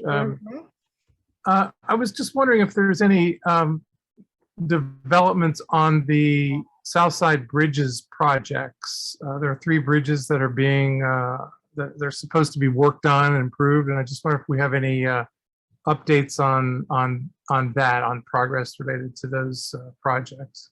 They were put out to bid. I don't think the bid date is up yet. Susan, do you know when the final date for bids were due? It's January 19th, so Okay. they'll be open then. Okay, Okay, So- great. ask in February. Because So I do have a couple of other related questions to that, though. I just wonder what prompted these inspections, which were conducted in 2019, according to the reports that the town has made available. Do we know what prompted these inspections? The county inspects them periodically. I don't think it's every year. I think it's every maybe other year.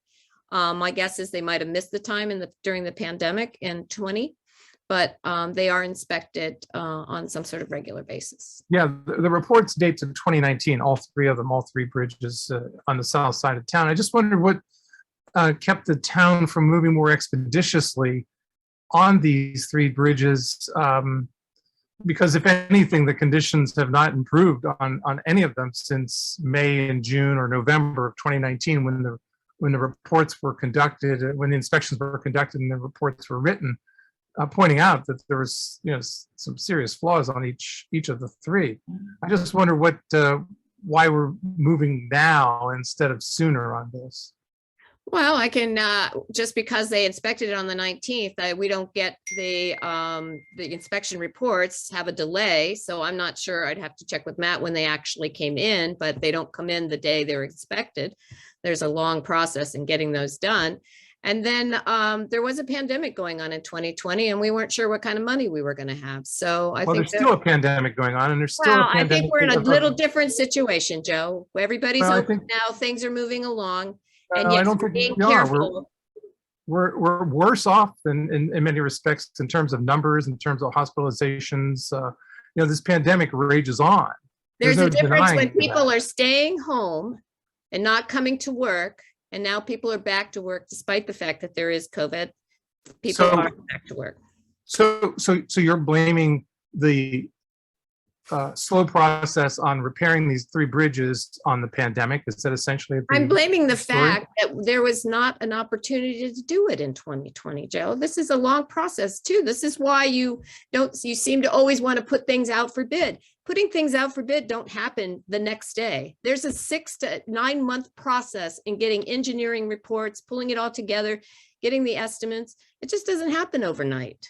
These And I'm are sorry you simple, don't like that, but that's the way. it I'm works. asking a simple, straightforward question. It And I'm has nothing to giving do you a whether I like. straightforward answer. Well, it has nothing to do whether I like it or not. I'm just trying to get a better understanding why it has taken the town so long to move on these three bridges on the south side of town that have serious problems. to Because them. the bridges were not going to fall down. We felt pretty good. And about you that. say Now it's we're the gonna get 'em pandemic, fixed. and I'm saying there's still a pandemic, and so that doesn't sound like a persuasive explanation as to the three. Well, I'm sorry you don't like the explanation. No, okay, I'm sorry too, because the explanation is not that persuasive. Well, On another matter, not on the agenda for tonight, every year in Kensington is a local election year. And I'm just wondering whether you, Mayor Furman, or the two council members whose term is up this year plan to run for re-election. How could I leave you, Joe? I'm sorry? How could I leave you? I guess that's a yes, you're gonna run again? I mean, you are the all-time leading vote getter in Kensington history, Bridget. I don't see why you would not want to, build on that reputation. Dr. That Campbell, legacy. I'm tired. This is like Christmas. The question comes earlier and earlier each year. Now, next year, I won't ask it in January, then Councilmember Bartram. It's either January or February, but it's a good question. It's a legitimate question. And why not, if people don't have an answer yet, that's understandable. But people who've done well in this town in terms of running for elected office have started early. And I think some of the more popular vote getters recognize the importance of starting their campaigns early, going door to door months in advance. I'm just curious to know whether, Bridget and Nate are planning to run for re-election, and the mayor as well. I don't know, Joe. We'll see. 6 months away. Bye. Thank you. Mayor Furman? I'm with Nate. We'll see. Oh, okay. Thank you very much, Mayor Furman. You're welcome. Leslie? Hi, okay, so over the past year, we've had two big construction projects, one on Metropolitan and one on Knowles. Knoll, and both have kind of highlighted an absence of pedestrian safety. One thing is when they block a sidewalk, they put the sign right there when the sidewalk gets blocked. And so if you're walking down the sidewalk, you don't see that until you're pretty close to the sign in a lot of cases. In the case of Dietrich and Knowles, if you're coming from Summit, walking up the sidewalk on that side, and then you hit Dietrich and find the sidewalk is closed, you had nowhere to go because there is absolutely no pedestrian sidewalk anywhere in that area. And on Metropolitan, same thing. It's a long walk down from 7-Eleven down on that side of the street, which people will do if they're just even going to the bus stop. So when that sign is just placed arbitrarily, it makes it difficult. Not so much crossing Metropolitan as it did Knowles. I'm wondering if the Development Review Board could look at that matter and perhaps highlight it so that there is a more pedestrian safety location for those sidewalk closed signs. Right now, I think they're just hitting the end of the block, sticking the sign in, and that's it. And also when there are signs that are put in the ground and then they're removed, nobody goes back around and fills in the holes.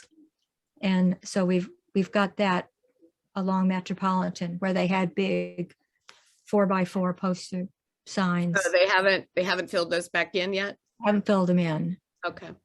We can get them to do that. To your recommendation for DRB, happy to take it up and take a look at it. I know there are a couple of competing items in there. One is I learned this, right? I didn't know this, but there are guidelines as to where signage is to go, how many feet from, depending on what the signage is, if it's for a detour, if it's for closing a sidewalk. So we just got to make sure that they're following what is required for the type of closure or detour that they're doing. The other one I know, just specific to Metropolitan from working with the local businesses there, they knew that sidewalk closures were going to happen. They also knew detours were going to happen. But they also asked the town very much to do whatever we could to highlight that those businesses were still open, right? Because you could still access them even with the detours, and especially those things that were, catering or food or, the swimming shop. They wanted to make sure that people knew that their businesses were not closed. So those things are out there, but happy to help review that, especially as additional projects come forward, that just make sure that they are adhering to what is required of them. Okay, Metropolitan you could live with because it was a 2-lane road, and with the 4-way stop, it made all the difference in the world. So that's why it wasn't so noticeable. When the Knowles building went under construction, it became a pattern, and then you realized that they weren't focusing on pedestrians. They were really just trying to get the sign out to say it's closed. And that's my point. Even if it has to go one place, somewhere at the point where a person has to make a decision on whether to stay on that side of the road or cross over, there should be a sign that says, if not sidewalk closed ahead, something to indicate that they're just gonna have to walk back. So that doesn't work. As somebody who lives on Dietrich, it was a total pain in the neck while they had that sidewalk closed, because you're right. I mean, you didn't know it was closed until you came upon it. And for most people, they just ended up walking down Knowles, even women in strollers, which was just like, why are you doing that? But because they were supposed to turn around and walk back down to where it's safe, which would be down there at Summit and Knowles, where you can cross at a light. That's the safest place, but people want to take the short way. And so, yeah, no, I agree with you 100%. A lot of it is different contractors are coming in and they're doing, they're working on different things, and then they close it, and it's still their responsibility. So I think you're right. They need to do a better job. And that will happen as well when they do the construction on the shopping center at Connecticut and Pliers Mill. And they've got to figure out a way to make it safe, because otherwise people are going to be crossing 6 lanes of Connecticut Avenue, and that's not good. And there are some sidewalks even in that location that weren't identified on the drawings. There is a sidewalk on from the island. There are 3 different sidewalks that go off that little island. And the one. Where are we now? I'm sorry. On Knowles or on? You were talking about the Connecticut. Oh, right. Okay. Yeah. Yes. And yes, because they also didn't identify the existing 3 crosswalks that come off that little island there. There are 3. So a lot of work needs to be done with pedestrian safety in that area.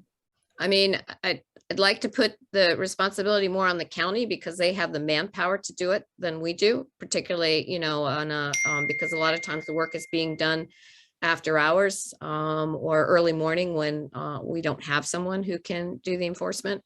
But I think, yeah, I think they need to, and the town can do a better job on the next project for sure. Why don't we try this? Because I think that, you know, these are not, nothing is regulated to this level of specificity. State highway is concerned with putting up signs that address cars for the most part. Next time we see a problem or an obstruction that you know, affects sidewalks and pedestrians, let's try the 311 system. I mean, I've had success with it. I know it's county, but they'll put you to the right state person, and let's just give it a shot and try it, because I think it's so specific to a sidewalk or a project that we don't know how things are going to shake out. A lot of things that when we toured the Knowles Silver Creek building, we learned of a lot of things that came up that just weren't anticipated, and I think we've got to sort of adapt as we see issues. So that's my suggestion. Okay. Well, I'm hoping they take the signs down. I don't see any reason why they still have the signs saying the sidewalk is closed right now, because it looks like I think they've finished everything in the front. So it's confusing right now. So I'd like to probably see if we can't find out why those signs are still sitting there, or sometimes they're just laying there instead of, you know, they just need to get them out of there. I believe there's still some concrete work on the sidewalk in front of the building next door that needs to be, there's asphalt where they did some utility work, so that needs to be repaired as well. So that'll close it off again. So, okay.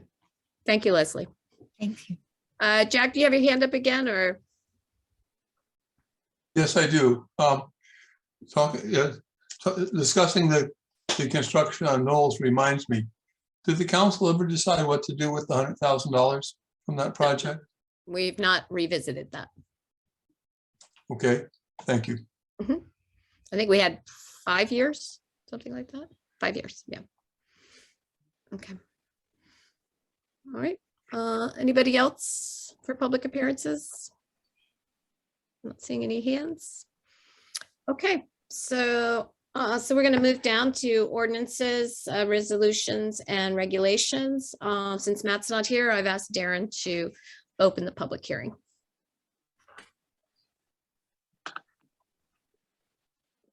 All right. I don't know if there's a way to formally do that. I'm going to say, you know, we're going to have a public hearing on ordinance number O-03-2021, an ordinance of town mayor and town of council to amend the charter, or the code rather, to reduce speeds along town maintained streets from 25 miles per hour to 20 miles per hour. Okay. Typically, you know, if we were in person, we would have people sign up if they wanted to provide any testimony for this hearing. So, but you can just raise your hands if you would like to make a comment. Leslie? I support the change, and primarily it's because of the enforcement level. 10, 12 miles over the speed limit is when somebody might be subjected to getting a ticket. So you'd really not left with much choice but to keep the speed limit as low as possible, because in a 25-mile-an-hour zone, 35 to 40 is just too fast. So I support the 20-mile-an-hour zone. At least it keeps it down to 30. Thank you. Does anyone else want to comment? Joe? Thank you, Mayor Furman. I see no reason to object to a lowered speed limit. My concern is, as you may know or remember, is how how is this going to be enforced? And the measure that is before the public hearing makes no substantive discussion about enforcement. And the reason this is such an important issue is that there are other measures in town, particularly restrictions on left turns at certain times of day during rush hours on such streets, at such intersections as Frederick Avenue and Kent Street, Frederick Avenue and Wake Street, Kensington Parkway and Kent Street. There are restrictions on making left turns at all of those intersections. And yet motorists typically scoff at these restrictions, do not really pay much attention to them. And enforcement tends to be very limited. So, I think it's a great idea to lower the speed limit in the town, but I think it's an empty gesture, or has the potential to be an empty gesture, if there is no enforcement mechanism that's behind it. And I see nothing that's discussed in the document that's before the public hearing that lays that out. And without enforcement, this is not going to be terribly well respected, I'm afraid, given the examples that we see elsewhere in town on the left turn restrictions that are flagrantly and blatantly disregarded by motorists. So I don't know. I have my doubts as to the effectiveness of this measure. Okay. Thank you. Thank you. Chris? Thanks, and thanks for considering this measure. I'm really supportive of it. I think lowering speed limits is one tool in the toolbox, in addition to geometry and road design and traffic calming measures and enforcement. But the recent studies over the last few years have shown that reducing speed limits alone, absent any other changes, does result in lowered speeds and fewer injuries and fewer crashes. And I think that's justification enough to do the same here, and then work to improve enforcement and road design in parallel. Thanks. Thank you. Okay. Does anybody else want to speak, make a comment? Leslie? I'll go back to the comment on enforcement. And I think that it's public hearing. Primarily, if it goes forward, it should be supported by town residents. And there's a lot to be said for town residents as they drive through the town to follow the speed limits, because if you're going 20 or if you're going 30, whatever it is, you're causing everybody behind you to do the same. And there's certainly enough of us that cut through on Connecticut, et cetera. I think if it moves forward, that it's as much a part of residents' responsibility as police officers to be there. That's my comment. Okay, thank you. Dawn? Thanks. I just had a couple of questions about this. Is Connecticut Avenue considered Kensington maintained, or is that still a county? That's a state highway. We have no control over speed limits on state highway. This is Okay. town streets only. Gotcha. And are there specific areas of concern that drove the ordinance? I'm all for safe driving in the neighborhood. I actually live on Kent, and I'm very happy that we have speed bumps that help control the speed here. But I'm just wondering, is this being driven by certain areas of concern where speed bumps could be as effective as they are on Kent? Darren, did you want to take that, since this was this was something that your initiative, so I don't want to speak for you. Yeah, I don't think there was any particular road where we said we need to change this. We looked at the, well, just for historical, we received a request from residents on the 3700 block of Farragut asking for a lower speed limit. We talked with the traffic engineer. In light of the width, we agreed to lower the speed limit from 25 to 20. We also had this data box that collected speeds, and we put it up on a pole before and after. You know, we did two things on that street. We did a speed hump and we lowered the speed limit. And we added a speed hump so that there were two. Based on the data that we gathered from that box, it showed a lowered speed limit. You know, I don't think we can get into how much of it was attributable to the second speed hump versus the signs, but that led us to sort of look and notice nationwide that you know, there's a lowering of speed limits. DC is going to lower speed limits on its residential roads from 25 to 20. Seattle is doing the same. And it just seems to be a trend to bring things down. So I don't think there's a specific road that we were concerned about, but I think that in general, we felt like, as some people have noted tonight, you know, if you lower it to 20, people are going to you know, exceed it by less overall than if it were still at 25. So that's my motivation, and so we'll see where things fall. Okay. I appreciate the explanation. I wasn't aware of any issues that were out there. I can understand on Farragut. I actually think on certain streets, especially like Kent, where there are no sidewalks, the speed humps keep the traffic down very effectively. So, you know, I'm not exactly sure this is ultimately needed. I also don't think it's harmful, but I appreciate the explanation there. And maybe this is a policy you would consider for streets where there are issues versus the whole town as well, given what you've learned on Farragut. Thanks. Thank you. Joe, is your hand back up or is that an old hand? No, it's a new hand.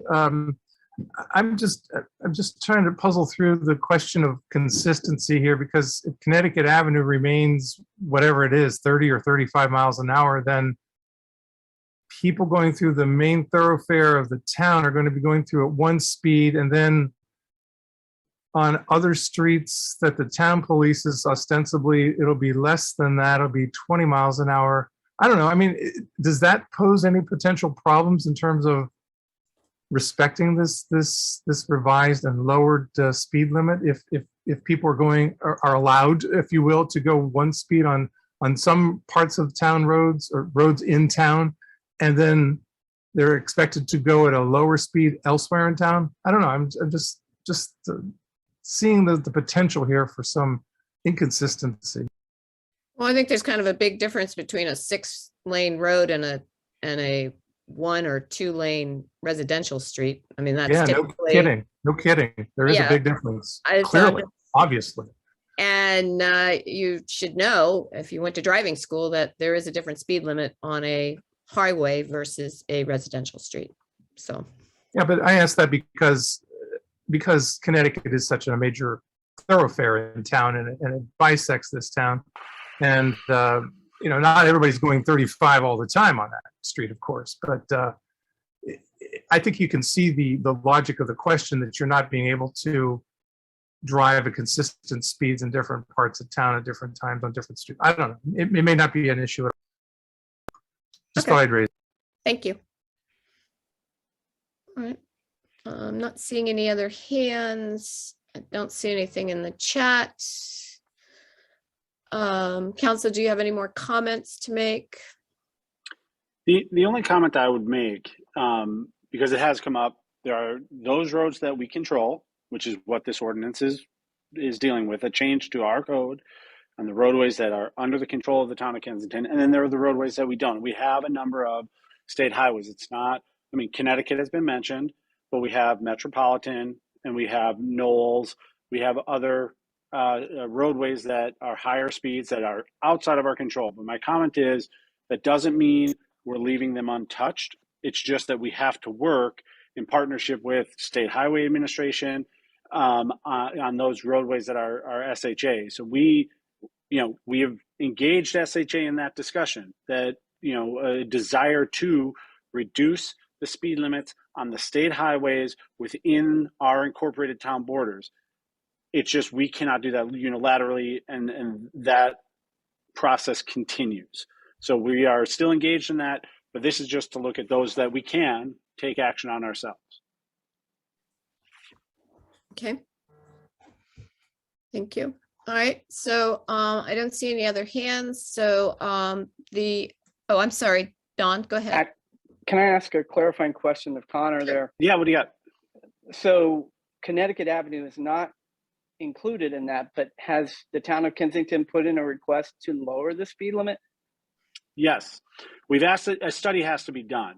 And so we have engaged SHA, and I know I can see Nate perking up because there's other things that are coming through some of our recent designation changes, but we have gone to them historically several times, but acutely very recently, and do plan so to re-engage them again to say, listen, we understand that you are in the business of moving vehicles, but how roadways are being used is changing.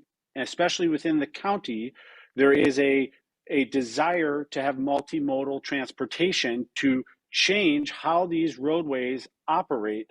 And outside of just reconstructing the entire roadway, as you talked about, I mean, the State Highway even came out this October with a great presentation that said, we need to lower speeds. But there's only 3 ways to do it. You lower the posted speed limit, or you change the physical construction of the road. You narrow lanes, you make bigger boulevards, and that's very costly and takes a lot of time. So we are talking to SHA right now about ways to lower the speed limit. And part of that is being designated an urban area. That will help lower the speed limit. So I know we're working on that angle as well, because I mean, obviously when you come into Kensington, you've now reached an area that is got higher density and more pedestrian traffic. So we're looking at having it designated as an urban area. But there's the State Highway is coming out with their corridor study that hopefully will be available to the public This week, I believe. This week, yeah. Yes. So and that will be an opportunity to see what their study, and it starts at DC line and goes all the way to the split with the university. But University, yeah. Right. So we'll see the recommendations. My guess is a lot of those recommendations will require a study, which means will take more time. But I know Chevy Chase View and the town of Kensington are very interested in what the study is going to be recommending. So Don, and even town, go ahead. What would lowering the speed limit to 25 or 30 at Pliers Mill and Knowles do to the traffic that's already backed up in that area? And I'd love to see what the traffic experts would tell us of that, whether that would actually help, or would that actually make that area even more congested? I think the thing you need to remember if it's 20 miles an hour and you're going to go 25, you're not going to get a ticket. You don't get a ticket until what? You're going almost 12 miles over the speed limit. Mm-hmm. So if it's 35, now you're at 47. You can go 47 before you get a ticket. So by lowering it, now you're going at the speed we want you to go at, or at least the reasonable speed. I mean, it's kind of a dumb system, but that's how it works. Right. So but what is, I'm just asking what that's going to do to the congestion that's already there at Pliers Mill and Knowles and that whole section. I can't imagine it's going to help it though, but it's not going to hurt it, because if it's already congested, the vehicles aren't moving anyways. Yeah. Right. So the posted speed limit could be 65. If it's congested, they're not moving. Vehicles aren't moving. The point of lowering the speed limits is more so about pedestrian and bicycle safety. We have sidewalks right next to the roadway. We're trying to encourage multimodal transportation. We have sharrows or sharrots, depending on what the idea that along Connecticut Avenue, bikes are permitted in the rightmost lane, and they are the signage there to encourage that, hey, bicyclists have the right to be in that lane, even though it's a scary road to ride on right now. But the data behind it, and where the engineering that SHA shared in October was, what they know is that when a vehicle comes in contact with a pedestrian or a bicyclist at 40 to 45 miles an hour, there is a 10% survival rate of the pedestrian or cyclist. If you can lower that speed limit by 10 miles an hour, you can increase the percentage likelihood of survival by almost 80%. And so the whole idea behind this is, and it is perverse to say, but I think the mayor captured it well. I wish by lowering it to pick a number, 25 miles an hour, all vehicles would travel that. They won't. But what they do see is there is a correlation between what you lower it to, the actual moving speed will also lower in an almost one-to-one correlation. So right now, a posted 35 mile an hour zone, which is a good majority of Connecticut Avenue, sees average speed rates of about 47 miles an hour. If we reduce it by 5 or 10 miles an hour, we'll actually reduce the actual travel speed from 47 to actually closer to 35, which just makes any type of accident that occur more survivable. Okay. Yeah, so I think Connor, Tracy, Darren explained everything really well. I just wanted just a very minor clarification on something you said, Tracy, is that I'm not sure we're actually pushing for urban designation for the town of Kensington. What that refers to was the context-driven design standards that SHA uses, and they try to kind of box in and categorize every, I guess every square foot of the state and put them into 6 categories. It's only the urban category that is now currently, as I understand it, qualified for 25 miles per hour or lower for speed limits. Yeah, it And was the means in which it was one of the means in One of which the means, to yeah, get the exactly. speed limit lowered. Yeah, I just wanted to clarify because I don't think you're asking us to be called like an urban center in general. I was just trying to find. No, I a think little that context I on it. maybe I'll do a Ted Cruz here. I was a little clumsy in my words. It's more. Yeah, I didn't want to scare people. Yeah, because It was more that is- that was one of the means in which we were told to get the speed limit lowered was to be designated as an urban. basically, yeah. But I think that there is another route or 2 routes, and that is the study you just mentioned, Tracy, the MD 185 corridor study that will be released this week. They may, for example, they may recommend a reduction in speed. If they do that, that is basically SHA saying, that we should do that, and that's not aligned with the context-driven design. So I think there are other workable ways around that without having to go through pushing for urban designation according to SHA. In addition to that, this TLC grant that we have and that we're implementing along the Connecticut corridor for the town is going to make recommendations as well that link with this corridor study that SHA has. And one of them, I'm sure will be something related to speeds as well. So the more fodder we have to push for reducing them outside of the context-driven design standards, I think the stronger case we'll be able to make. Yeah, the biggest thing is the state highway, even after the document is published, they will have to study whatever the recommendations are. So unfortunately, these things happen.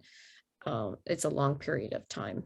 So it won't, a couple of years is, we'll be lucky to, you look how long it's taken them. I think this summer, they're finally going to fix the intersection at Connecticut and Saul, where the doctor was very badly injured. I think that's finally going to happen this summer, they said. So, and that was at least 3 years ago when he was hit. So this takes a while. We've wandered from our public streets of 20 miles an hour in the hearing onto state highway, which is okay. But did you have another comment, Joe? Yeah, thanks, Mayor Furman. Just a quick question or clarification for Councilmember Crimmins. In addition to Connecticut Avenue, has the town requested that the other streets that you mentioned, Metropolitan, Knowles, also have lower speed limits, or was it confined only to Connecticut Avenue?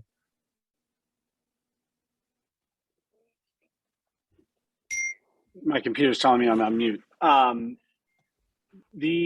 Again, we've already engaged SHA on this. I was in the process of drafting a letter for the council to take up and send. When we were made aware that the SHA was going to be publishing their study of specifically the Connecticut corridor, but they said that as a corridor, it also talks a little bit about the roadways that are going to touch it. So, we've, to use a terrible traffic pun, we've tapped the brakes on that letter until this study comes out this week. We will review it and then see if we want to amend our letter. I will tell you that it was to have SHA review all state highways that traverse within the town. It doesn't need to just be Connecticut. So the driving force for me behind, besides the science and the traffic data and the presentations that SHA had put out, was also just the equitable nature of what I see along 355 in Bethesda is they lowered it. And along Georgia Avenue in Wheaton, they lowered those speed limits. And Veers Mill in Wheaton, they lowered those speed limits. And along other state highways nearby, they've taken those steps, and they had yet to do it on the Connecticut Avenue corridor. But I think the last we heard was the study was coming out Tuesday or Wednesday, so it could be out tomorrow morning for all I know. But we'll dig into that, and then I imagine if you come back at the same bat time next month, you'll probably see something about the SHA roadways on our agenda once we see the corridor study. Okay. Thank you, Mayor Furman. All right. I don't see any other hands, and I think I just need a motion to not close the hearing, but to keep it open until the February 11th, the Friday, February 11th. So I move that we keep the public hearing open for ordinance number O-03-2021 until 4 p.m. on Friday, February 11th, 2022. Is there a second? Second. Okay, thank you. All those in favor? Okay, thank you very much. I will remind everyone that our next meeting in February is the 14th. We were reminded that that's Valentine's Day, but our council wants to meet. So, it is not a real holiday. So we will be meeting on the 14th in February. I just need a motion to adjourn. Motion to adjourn. Is there a second? Second. Okay, all those in favor? Aye. Aye. All right, thank you very much.